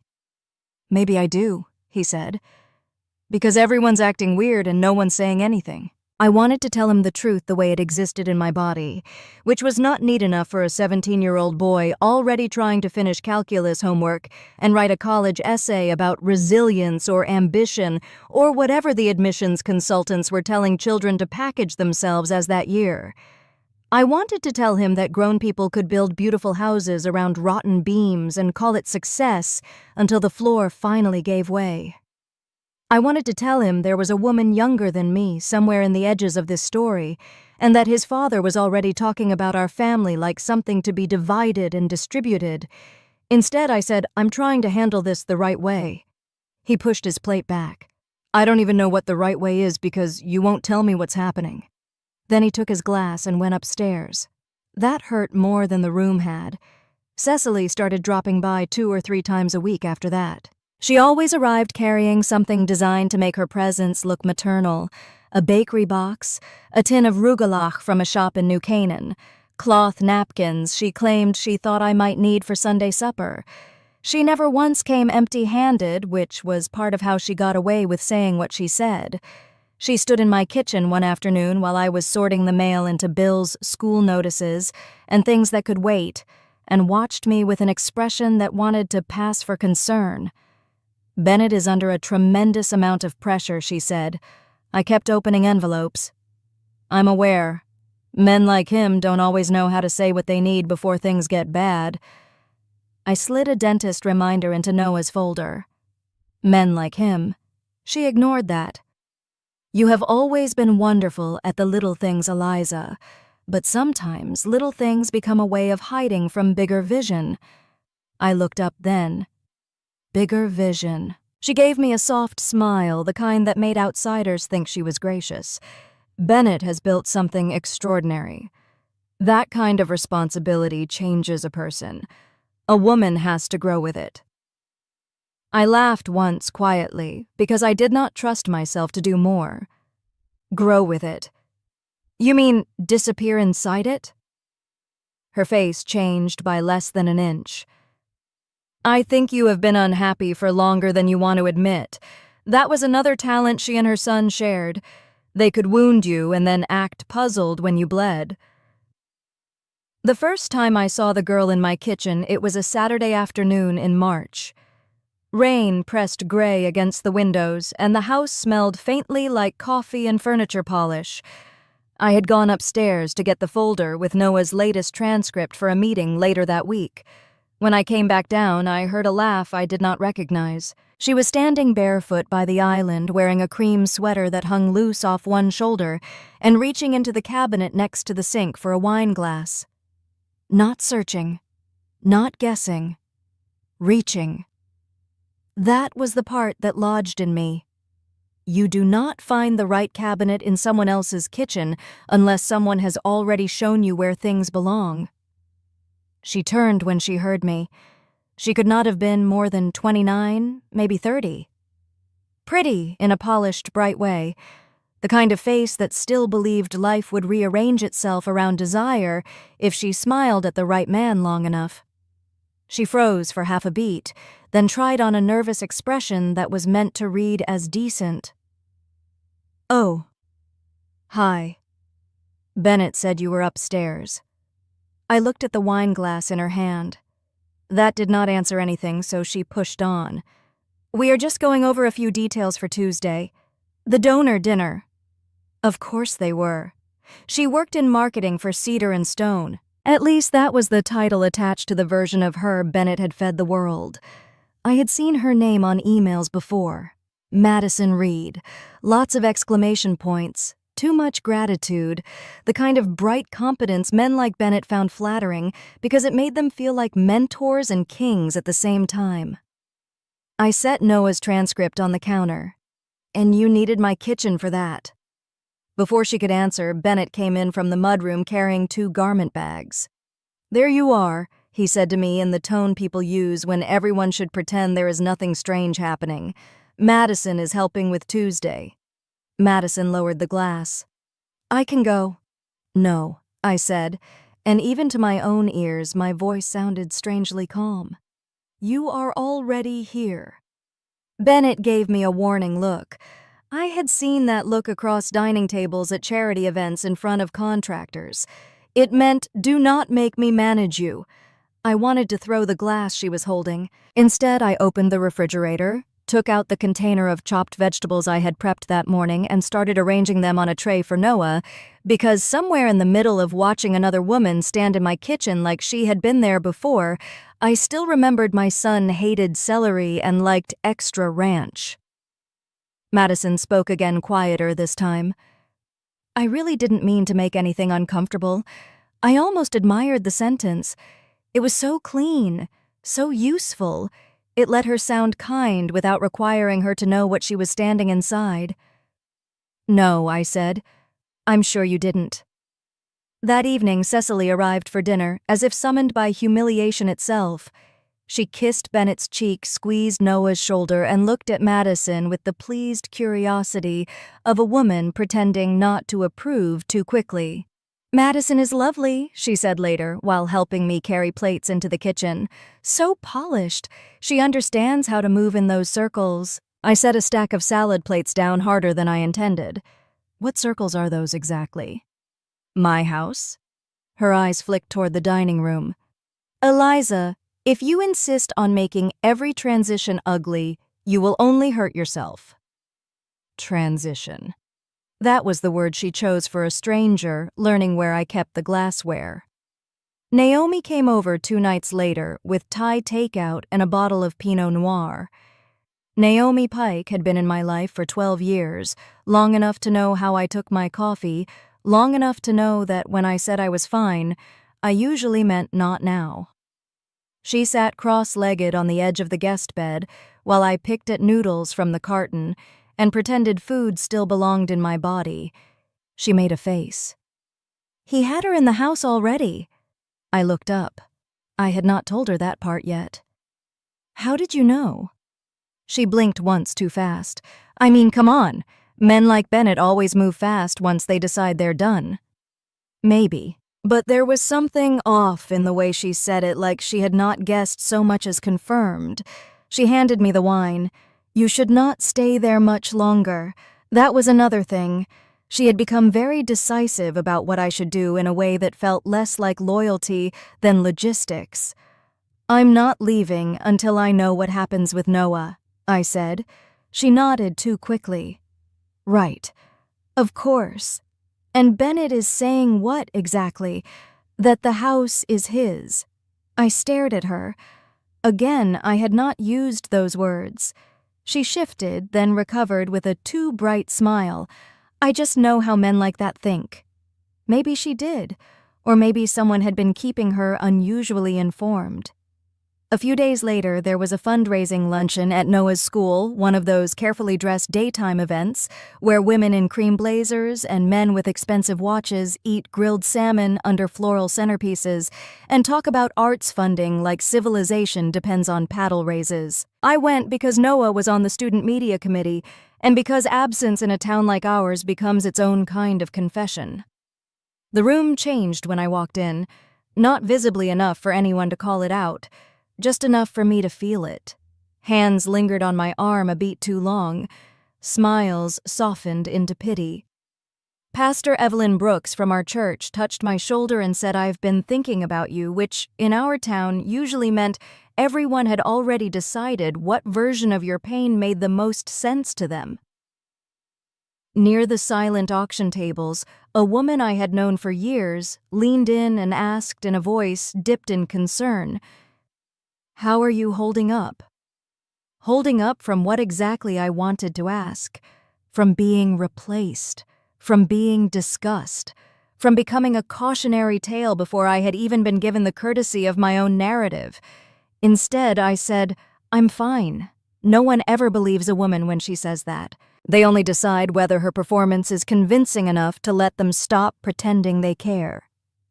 When I got home that night, the house was quiet. Bennett was out. Noah was in his room. I changed into leggings, washed my face, and went to the kitchen because I could not think anywhere else. The granite counters reflected the under-cabinet lights. The room looked magazine clean, which somehow made me angrier. I started with the mail pile because that was what I always did when life tipped.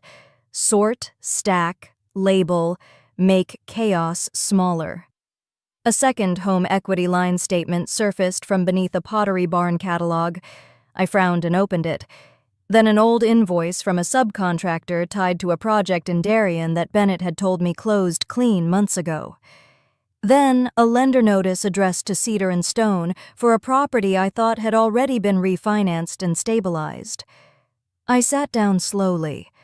For the first time since Bennett had said the word divorce, my pain shifted shape. It moved from the soft tissue of humiliation into something harder, colder, more precise. This was not just an affair. Affairs were stupid and ugly and common. This felt like rot, structural rot, the kind hidden behind fresh paint and strategic lighting. I pulled another envelope from the pile, then another. Dates, balances, names of institutions I had seen before and not liked the look of. Tiny gaps in stories Bennett had told me over the past year began lining up in my mind with mechanical clarity.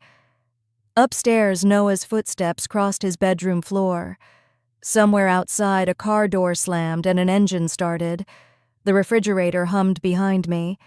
Everything ordinary continued while something inside me went still. I looked around the kitchen I had kept spotless for years, the one where donors had praised my taste, and Cecily had corrected my place settings, and Madison had reached for a wine glass like she belonged there. Then I looked back down at the paper in my hand. I could not afford to keep asking when my husband had betrayed me. The real question was what exactly he had been hiding under this house, and how long it had been there. Chapter 3. Men like Bennett do not collapse all at once. They spend years arranging the lighting so no one notices the cracks until the ceiling comes down. The next morning I made coffee, packed Noah's lunch, and answered 2 emails from the school counseling office before I let myself touch the pile of documents again. That was the part no one tells you about betrayal. Even when your marriage is splitting open in front of you, the ordinary world keeps demanding forms, signatures, groceries, permission slips, and dinner. I waited until Bennett left for the office and Noah went upstairs to get ready for school. Then I spread everything across the kitchen island in careful rows. Loan notices, vendor invoices, statements from lenders Bennett had brushed off months earlier as routine refinancing, a tax notice for Cedar and Stone that had been tucked inside a folder marked insurance. The kind of paper trail that does not look like disaster until you put all of it in one place and realize the same urgency is showing up under different logos. I had seen pieces of this before.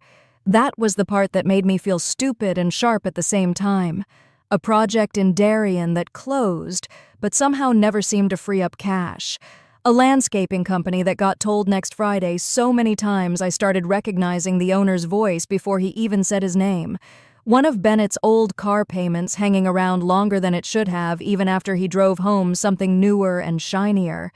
A lender I had never heard of suddenly showing up in the mail and Bennett waving it off with a hand on his way out the door. Just a bridge thing, he had said once. Just paperwork. Just temporary. Temporary is one of those words men use when they need you to stop asking questions. I called my Uncle Alan that afternoon. Alan Whitmore was my mother's younger brother, a retired CPA who had spent 30 years untangling other people's lies in conference rooms that smelled like copier toner and burnt coffee. He lived in Wilton now with a golden retriever, a vegetable garden, and enough old tax code in his head to ruin dinner if you let him get started. I trusted him because he had never once confused reassurance with honesty. He answered on the second ring. Ellie. That was what he still called me, the version of my name from before I had become someone's wife. Are you home? A pause. I am now hearing the part of your voice that means this isn't a social call. I need you to look at something. Bring it. I drove over with a banker's box on the passenger seat and my heart beating like I was transporting evidence against myself.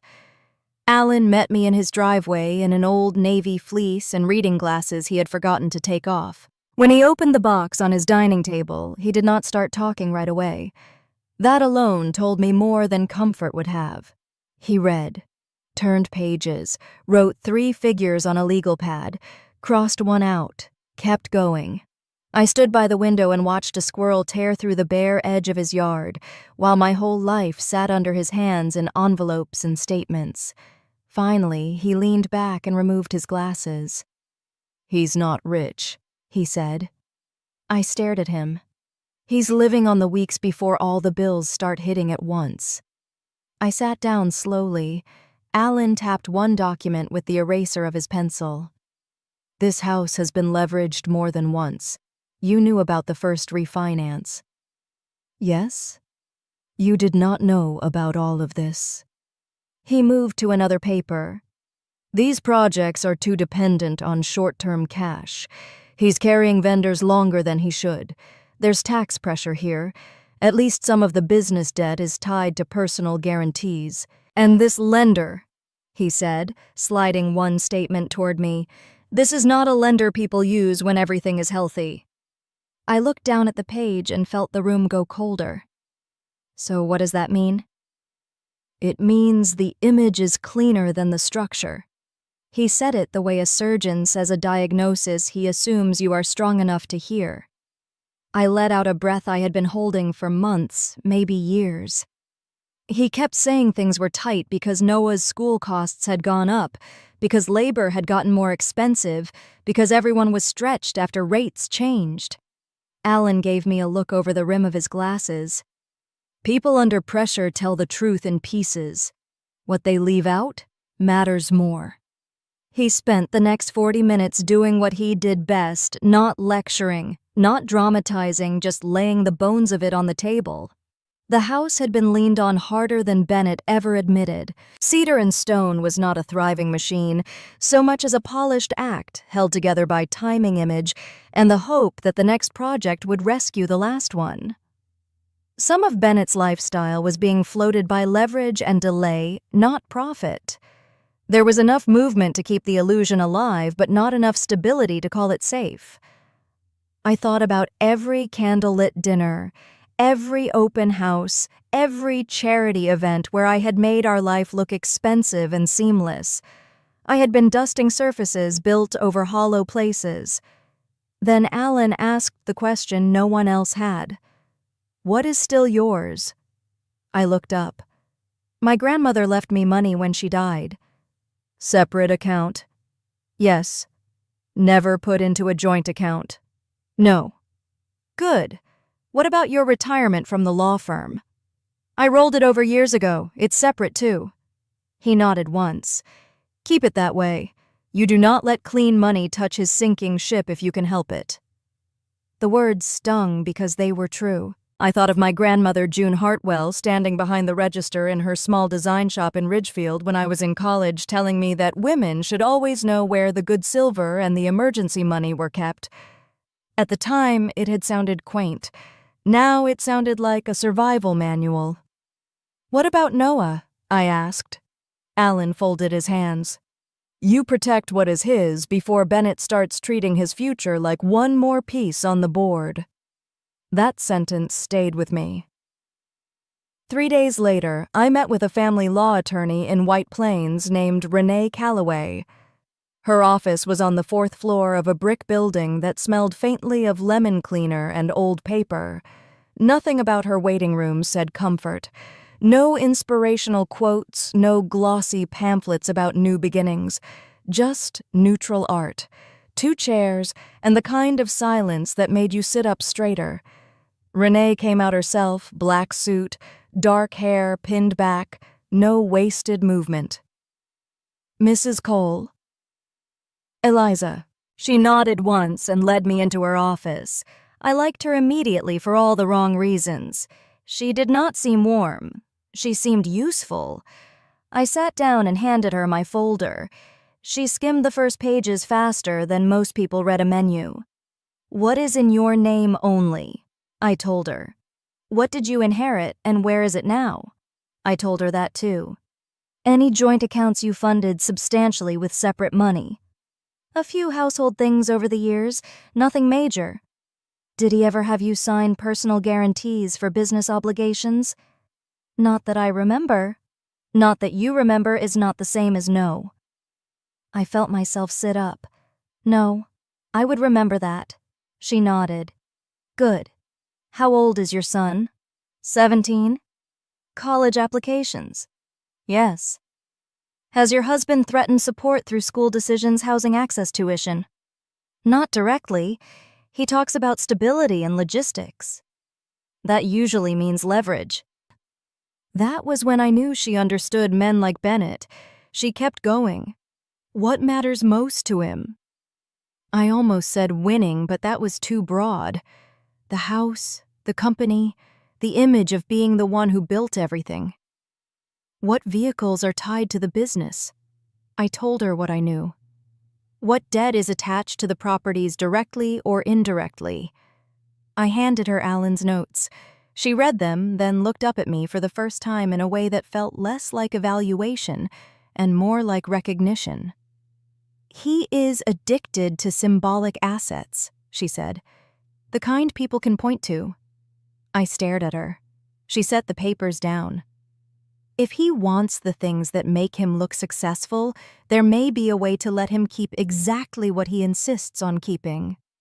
There was no triumph in her voice, just structure. "You're saying let him take it." "I'm saying we need to know exactly what it is before anyone uses the word let." When I got home that night, Noah was sitting at the kitchen counter with his laptop open, college brochures spread around him like a paper version of Panic. He looked up when I came in. "Dad said we might have to postpone the Michigan tour." I set my bag down. "Why?" "He said money is tight because everything is getting ugly." That almost made me laugh. Ugly. As if feelings had destabilized a balance sheet. Before I could answer, Bennett walked in from the mudroom carrying a long white shopping bag from a store in Greenwich that did not sell anything necessary. Noah looked at the bag, then at him. "I thought money was tight." Bennett barely blinked. "Business expenses and personal planning are different things." Noah frowned. "For who?" Bennett looked at me. Not him. "Your mother is making some things more complicated than they need to be." I should have defended myself. I should have thrown every paper from Alan's dining table into the center of the kitchen and let the truth burn all at once. Instead, I said, "Finish your essay, Noah. The Common App doesn't care how dramatic your parents are." He looked at me with something new in his face. Not agreement, not yet. But not trust in his father either. Just the first fracture. Later that week, Madison showed up wearing a camel coat and talking about a weekend in Vermont as if it had slipped out by accident. "It was gorgeous," she said, while leaning over the island to look at swatches for some development event. The inn had this insane view of the mountains. Then she stopped, glanced at me, and gave the little embarrassed smile of a woman realizing too late that the story in her mouth cost someone else dignity. Bennett answered for her. "It was a work trip." Of course it was. Noah heard that too. He did not say anything. He just looked back down at his laptop and typed harder than before. Naomi kept texting, checking in, offering wine, sending hearts and sympathy and practical advice. Then one afternoon, while standing in my guest room folding sweaters into a suitcase I still had not decided whether to use, I told her over the phone that Renee thought a quick settlement might be best if I wanted peace. Naomi went very still on the other end. "So you're not going to fight him for the house?" "I don't know what I'm going to do yet." "Honey, if you can get out clean, maybe that's the move." She said it too fast, too cleanly. And the next morning, Bennett, while tying his tie in the mirror, said without looking at me, "Dragging this out over a property you can't manage on your own would be a mistake." I had never mentioned the house to him. I stood in the doorway and watched him adjust his cufflinks. "Interesting word choice." He looked at me in the mirror. "What is?" "Manage." He smiled like he had won a point in a game I had not realized we were visibly playing yet. By then, I was done telling Naomi anything real. That weekend, I scanned every document I had, then every one Alan told me to pull, then every email chain I could still access without tipping Bennett off. I drove a set of copies to my sister June's house in Darien and left them in a weathered blue file box under the quilt chest in her guest room. Another set went into a safe deposit box. The digital files I encrypted and stored where Bennett would never think to look, because men like him believe secrecy belongs to them by birthright. I did not feel clever. I did not feel powerful. I felt cold, clear. Awake in a way grief had not let me be before. For weeks I had thought silence was what was happening to me, something heavy and humiliating and passive. Now, for the first time, it felt like something I might be able to use. Chapter 4. People like Bennett never fall because someone shouts loudly enough to shake them. They fall when they decide the room is already theirs and start walking faster. Once I understood that, I stopped reacting in ways that made him feel strong. I stopped arguing about the house. I stopped correcting him when he called Cedar and Stone his company, as if I had not spent years making sure his investors were fed, his vendors were patient, and his open houses looked like aspiration with crown molding. I stopped flinching when his mother spoke to me like I was a tired employee who had failed a performance review. And because I stopped fighting in obvious ways, everyone around Bennett relaxed into the version of the story they preferred. He thought I was worn down. Evelyn thought I had finally accepted my place. Naomi thought I was ready to whisper my surrender into her waiting hands. That was the first time in months I felt something close to control. Bennett tested it almost immediately. One night he came home from the office, loosened his tie, and stood in the doorway of the guest room while I was sorting a stack of medical statements and school notices into folders. "I spoke to my attorney," he said. I kept a paper-clipped packet in my lap. "I assumed you would." "He agrees it makes the most sense for me to keep the house, for Noah." I looked up at him. "Of course he does." He leaned one shoulder against the frame, already halfway into the confidence of a man who mistakes silence for consent. "You don't want to drag this out, Eliza. You don't want to burn money fighting over something you can't reasonably maintain on your own." I let 3 seconds pass before I answered. "You may be right." He straightened a little, surprised by how easy that had been. "I'm not saying I'm agreeing to anything yet," I said. "I'm saying I'm tired." That pleased him even more. He stepped into the room, then glanced at the folded sweaters in the open suitcase at the foot of the bed and smiled in that careful, compassionate way men do when they want credit for mercy while they are removing your oxygen. "I want this to be clean," he said. I lowered my eyes to the papers again. "So do I." He left the room thinking he had won something. In a way, he had. He had won the right to underestimate me further. Evelyn noticed my quiet, too. She came by with a platter of blueberry scones and a silk scarf she claimed she had bought for me months ago and forgotten to give me. She sat at my kitchen table like a visiting dignitary and watched me pour coffee. "I'm glad to see you looking more sensible," she said. "That sounds dangerously close to a compliment." "It is one if you want it to be." I set her cup down in front of her. She took a sip, then smiled. "Bennett does not need a public spectacle right now. None of you do. If you can move through this with grace, people will remember that." People. Always the audience. Always the town.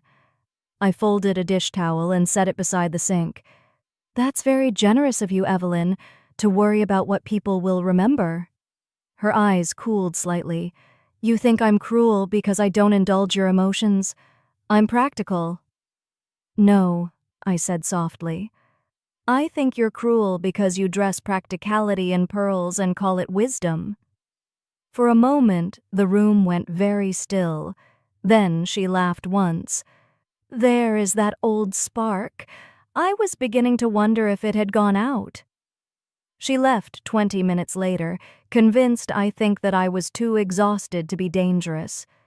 A week after that, Noah's school held its annual spring benefit at a restored estate outside Greenwich, one of those overlit evenings where women in expensive satin pretend charity is not also competition.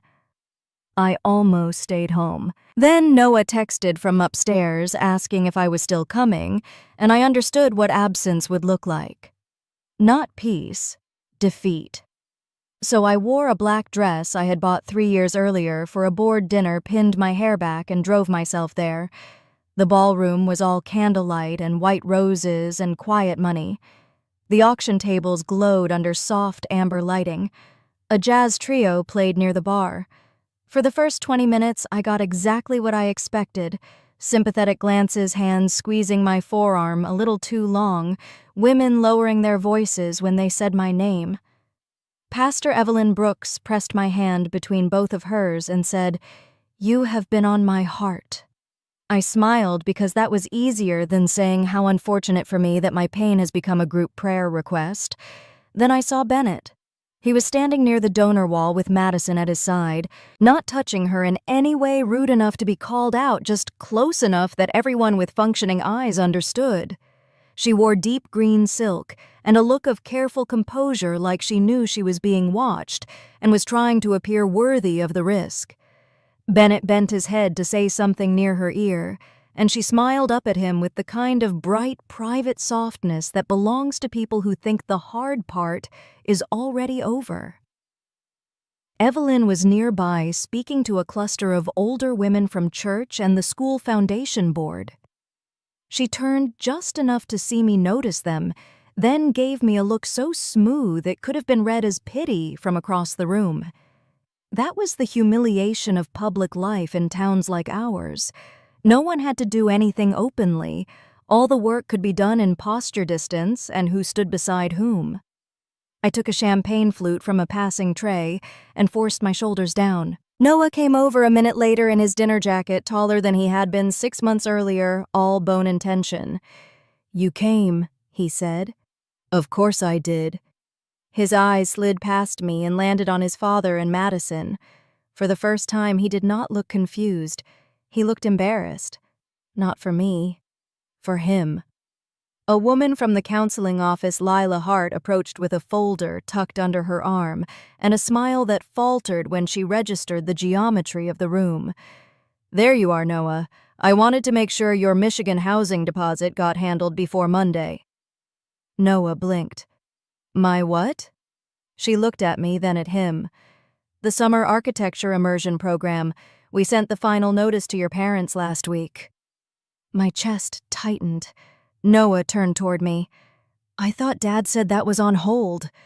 Before I could answer, Bennett was suddenly there, appearing at Noah's shoulder, with the timing of a man who had spent years controlling what entered a room.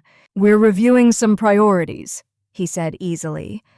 Lila nodded too fast. "Of course, I just didn't want the deadline missed." She moved away, mortified, and Noah stared at his father. "You said there wasn't money for that." Bennett kept his smile in place because people were watching. "I said things were complicated." Madison looked at the floor. Noah's jaw tightened. "Complicated enough for that program, but not for her dress." It was such a teenage line that I almost missed how devastating it was. He had noticed. Not just the woman, the spending, the lie. "Watch your tone," Bennett said. Noah laughed once quietly, with no humor in it. "You first." Then he walked off toward the terrace doors and left the three of us standing in a triangle of polished shame. I did not chase him. I did not thank him either. I just looked at Bennett long enough for him to understand that whatever had shifted in our son, it had not happened because of anything I said. On the drive home, Naomi called. "How was the fundraiser?" "Exactly as elegant as a public execution." She gave a breathy little laugh, then dropped it. "So what are you thinking now?" I kept my eyes on the road. "Honestly, I think I just want out. Cleanly." Her voice softened, but there was a current under it now, a tiny thrill she could not fully hide. "You mean you're not going to fight him for the house?" "I don't know that I'd call it a fight. More like refusing to drown under the same roof." There was a beat of silence. "That might be smart," she said.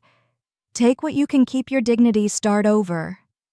I let her keep talking the way you let someone walk farther into a room after you realize they have no idea where the floor drops. The next morning, Bennett knocked once on the open door of the guest room while I was buttoning a blouse. "If your goal is to leave with some dignity intact," he said, "we can probably settle this faster than I expected." I turned slowly. "Interesting." "What?" "I said one sentence to Naomi in confidence 12 hours ago." His expression barely shifted, but barely was enough. "What exactly are you implying?" I smiled, and it felt like cutting silk with a razor. "Nothing. I'm too tired for implications." He looked at me for a long second, unsure if he had missed a step somewhere, then left. That was the moment Naomi stopped being a suspicion and became a fact I simply had not yet named out loud. 2 days later, Renee called me from her office. "I spoke with opposing counsel," she said. "How bad?" "Not bad. Predictable." I shut my laptop and leaned back in the guest room chair. "Meaning?" "Douglas Pritchard is not stupid. He suggested a deeper review on the business side." I went still. "And Bennett." I believe the phrase used was unnecessary overcomplication. "Of course it was," Renee continued. "Douglas asked more than once whether there should be an independent forensic look at the liabilities tied to the company and the properties. Your husband is very confident that your concerns are emotional, not informational." I closed my eyes for a second. "So Douglas knows there's risk?" "Douglas knows enough to ask. That is not the same as being allowed to act on it." That mattered. It mattered because I needed Bennett's collapse to belong to him, not to a foolish lawyer, not to a magical legal trap, to his own arrogance, to his lifelong addiction to being the smartest man in the room. Later that night, Noah came into the kitchen while I was rinsing dishes. He stood there for a second with his phone in one hand and a folded printout in the other. "I was looking for my FAFSA login stuff in Dad's office." I dried my hands and turned to face him. "And?" He held up the paper. "This was on the printer." I took it from him. It was an email chain about the Michigan program deposit, the final reminder, then a forwarded response from Bennett's office address asking for an extension because of temporary liquidity constraints. Under that was a receipt confirmation from a luxury hotel in Vermont from the same week attached by mistake in the same print batch. Noah watched my face while I read. He told me that program might not happen because things were tight, he said. I folded the paper once. He shouldn't have done that. Noah gave a short, bitter laugh. That's all you're going to say? I looked at him for a long moment. He had his father's height and my eyes. Poor kid. What do you want me to say? He looked away first. I don't know.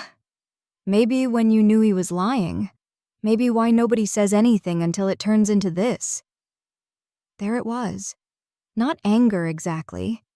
The first clean break in his trust. I set the paper on the counter between us. Long enough, I said quietly. Not early enough. He looked back at me then, and whatever he saw in my face seemed to settle something inside him. He did not apologize. I did not need him to. He just nodded once, small and heavy, and took the paper back. After he went upstairs, I sat alone in the kitchen and let that moment move through me. Not victory, something stranger. The beginning of being seen by my own child after years of being useful in ways too constant to notice. The draft from Renee came the next afternoon. I read it at the dining table with the curtains half open and late light crossing the wood in narrow gold bars. The structure was as cold as surgery, and for the first time in months, so was I. Bennett would keep nearly everything he valued as proof of his own importance: the house, the company interests, the vehicles tied to his business identity, the visible architecture of success. The obligations tied to them would follow the same path. I would leave with what was clean, what was mine, what was defensible, and enough space to get Noah through the last stretch of this year without being dragged under the same collapsing roofline. I called Renee. I've read it. And I looked out the window at the yard I had planted one tulip bed at a time. He'll sign this. Yes, she said. He will. Because he'll think he's winning. He'll think he already has. I signed at the bottom without trembling. There was no triumph in it, no flash of vindication, just the quiet, almost frightening calm of finally understanding that the hardest thing I had done was not survive the humiliation. It was staying quiet long enough for a man like Bennett to keep walking, smiling, and reaching for exactly the thing that was going to bury him. Chapter 5. The morning of the hearing arrived with the kind of cold, colorless sky New York does so well in late March, the sort that makes every building look more honest than it wants to be. I dressed in a navy wool dress I had owned for years and never loved, pinned my hair back, and stood for 1 second too long in front of the mirror of the apartment I had rented in White Plains 2 weeks earlier. It was smaller than the house in Westport, by a measure that would have once embarrassed me. The kitchen had room for one person to cook if she turned carefully. The windows looked out over a parking lot and a strip of bare trees. There was no sweeping staircase, no oversized island, no curated perfection. Just clean counters, one lamp by the sofa, Noah's folders stacked at one end of the table, and the first sketchbook I had bought for myself in years lying beside them. For the first time in months, nothing in the room was pretending to be more than it was. Noah met me by the door with his backpack over one shoulder. "You want me to come?" I looked at him. He had grown into a quieter version of himself over the past few weeks, less reactive, more watchful, older somehow. "You don't have to." "I know." That was his way of saying yes. Renee was already waiting outside the courthouse when we arrived. She wore charcoal gray, carried a leather folder under one arm, and looked as calm as if she were walking into a dentist appointment instead of a room where someone's entire self-image was about to come apart in public records. "You both slept?" she asked. "No," Noah said. "Good," she replied. "That usually means you understand the stakes." Inside the courtroom felt exactly how it should have felt. Fluorescent, unsentimental, built for paperwork and consequence. Judge Helen Barlow sat high enough above all of us to make it clear she was not there to witness catharsis. She was there to confirm process. Bennett was already at the table with Douglas Pritchard's clean-shaven, expensive suit, silver watch face composed into the expression of a man closing a manageable deal. His mother sat behind him in a camel coat posture, perfect gloved hands folded over her purse, as if she had come to observe an unpleasant but necessary family matter. Madison was not in the room, but I could feel her just outside the edges of it, waiting somewhere in the hallway or on the front steps for the future she thought had already been reserved in her name. Judge Barlow reviewed the file, then looked at each of us in turn. "You are both represented by counsel." "Yes, Your Honor," Douglas said. "Yes, Your Honor," Renee said. She looked at me first. "Mrs. Cole, have you had adequate time to review the terms of this agreement with your attorney?" "Yes." "Do you understand those terms?" "Yes." "Are you entering into this voluntarily?" "Yes." She turned to Bennett. "Mr. Cole." He straightened. "Yes, Your Honor." I watched him answer each question the way men like him answer everything with just enough confidence to imply the process itself was beneath them. Douglas began outlining the settlement in clean, measured language. Residence, business interests, vehicles, distribution of certain accounts, educational provisions. It all sounded so bloodless on paper. A marriage distilled into nouns. Bennett grew visibly impatient by the second page. He wanted the performance of closure, not the reading of its terms. Then Douglas reached the schedules attached to the assets Bennett had insisted on keeping. The house, the development interests, the liabilities tied to specific properties and personal guarantees attached to certain business obligations. He slowed almost imperceptibly. I saw it before Bennett did. Douglas's eyes moved over the pages again, not because he had never seen them, but because the shape of what he had warned about was now sitting in final form in front of a judge. He leaned toward Bennett and said something too low for anyone else to hear. Bennett frowned. "What?" Douglas said it again, still low. Bennett looked down irritation first, then concentration, then something uglier as comprehension began to catch up with ego. He turned a page, then another. His hand actually stopped moving. I sat very still. The house was there. The company interests were there. The vehicles and obligations associated with them were there. So were the existing debts, the attached liabilities, the guarantees he had signed years earlier, with the kind of swagger only possible in men who think future money is the same thing as current wealth. Nothing new had been created. Nothing had been slipped in by magic. This was the architecture of the life he had already built, only written down where it could not flatter him. He looked at Douglas again, harder this time. "This is wrong." Douglas kept his voice even. "It is not wrong."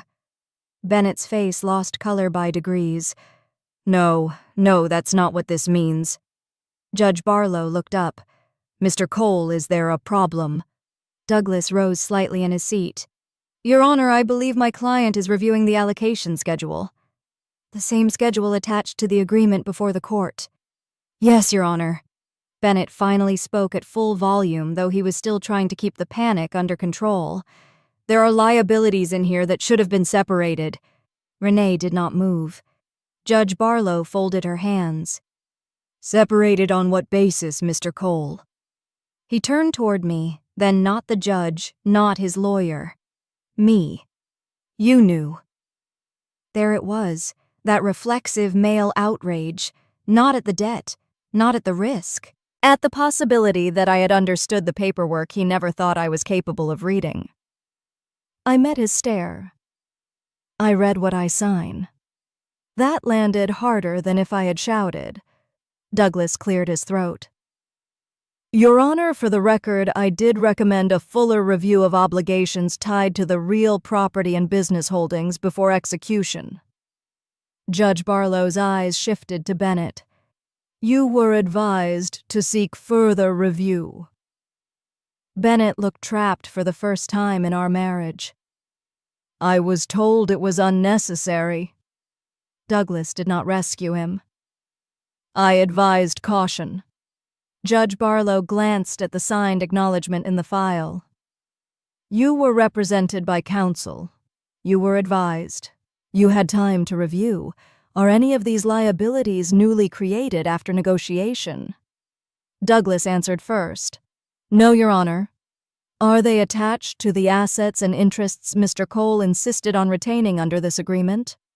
Yes, Your Honor. Judge Barlow looked at Bennett the way only a good judge can, with complete indifference to his self-image. Then this court is not looking at deception. It is looking at an adult litigant who declined to fully examine what he was asking to keep. Bennett sat back like the air had gone thin. For one strange second, I almost pitied him. Not because he did not deserve what was happening. He did. But because I had spent 15 years watching him build himself around the illusion that he could charm gravity into making exceptions for him. Men like that do not simply lose money, they lose the story that money was telling on their behalf. By the time we stepped out into the hallway, Madison was gone.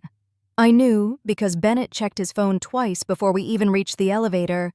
Once with disbelief, once with the cold, fast anger of a man realizing he had mistaken admiration for loyalty. He called her name into the silence of a voicemail and got nothing back but his own clipped breathing. Evelyn found Noah near the courthouse doors before I did. Your father is under a lot of pressure, she was saying, one manicured hand hovering near his arm. Families do not turn on each other in difficult seasons. Noah looked at her with a steadiness that made him seem older than 17. I didn't turn on him, he said. I just stopped pretending he was telling the truth. Her mouth parted slightly. For the first time since I had known her, she looked like a woman who had said the wrong thing to the wrong generation. That was her punishment. Not public humiliation. Irrelevance. Naomi called that evening. I let it ring twice before I answered. Eliza, I swear to God I didn't know it was that bad. I said nothing. I thought he was just trying to move on. I thought you were done. I was trying to help keep things calm. Still nothing. Her voice thinned. Please say something. There are some betrayals that deserve a speech. Hers did not. Her punishment was smaller and cleaner than that. Access revoked. Intimacy denied. The door she had used to step into my private life simply no longer existed. I ended the call and blocked her number before she could breathe again. Noah came over to the apartment the following Sunday with a duffel bag and a stack of school papers. He stood in the center of the small kitchen for a moment, taking in the narrow counters, the thrifted stool by the window, the absence of performance. It's quiet here, he said. It is. He set his things down and leaned one hip against the table. How long had you known? I looked at him then, at the folder in his hand, then back again. Long enough to be careful, not early enough to stop all of it. He nodded slowly. I kept thinking you weren't saying anything because you didn't have anything to say. I pulled out the chair across from him and sat. Noah, when people like your father lie for long enough, they count on everyone else getting tired before the truth is organized. He looked down at his hands. I'm sorry. It was the first apology anyone had offered me that did not feel like a strategy. I reached across the table and covered one of his hands with mine. I know. That was enough. More than enough. Bennett did not come to the apartment until nearly 3 weeks later. I opened the door and found him standing there in an overcoat that probably cost more than my first month's rent, though it hung on him differently now. Less like armor, more like a costume he no longer fully believed in. "I just need 5 minutes," he said. "No." He looked genuinely stunned. "Eliza." I kept one hand on the door. "What do you want?" His eyes moved past me, taking in the little dining table, Noah's laptop open on one side, a fan of paint chips and fabric swatches on the other. He saw the life in there and, true to form, assessed it as a resource before he ever recognized it as mine. "There may be ways to restructure some things. If you would just talk to Noah, if you'd stop making this so hostile." I almost laughed. "Hostile? You know what I mean?" "No," I said. "What I know is that you still think I'm part of the infrastructure you can call when the building starts sinking." His jaw tightened. "You let me sign that." I held his gaze. "You started losing everything the day you decided I wasn't smart enough to see what you were doing." That was the nearest thing to a victory speech he was ever going to get from me. I closed the door before he could answer. That night the apartment was quiet in a way my old house had never been, not because there was no sound. Noah was at the table muttering at his essay draft.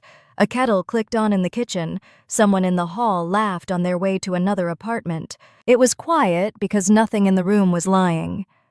I sat with my sketchbook open, a pencil in one hand, a spread of fabric samples under the lamp. Earlier that week, a woman named Veronica Lane, an interior designer I had met through an old contact from my grandmother's shop, had looked at a few of my notes and said I had an eye for balance and warmth that could not be taught. I had carried that sentence home like a small lit thing cupped against the wind. Noah looked up from his laptop. "What do you think of Michigan?" I smiled. "I think if you still want it, we'll figure it out." He nodded, satisfied by we, in a way that made my throat tighten. Outside the parking lot, lights came on one by one. Inside the lamp by the sofa, cast a pool of amber over the table my pencil, his college forms the life that remained after the performance ended. For years, silence had been the thing I used to survive. Now it was something else entirely. Not suppression, not fear, just peace. If you made it all the way here, tell me in the comments what part of this story hit you hardest. Then stay with me for the next one, because some endings do not just look like revenge. Sometimes they look like a quiet room, a locked door, and the first honest breath you have taken in years.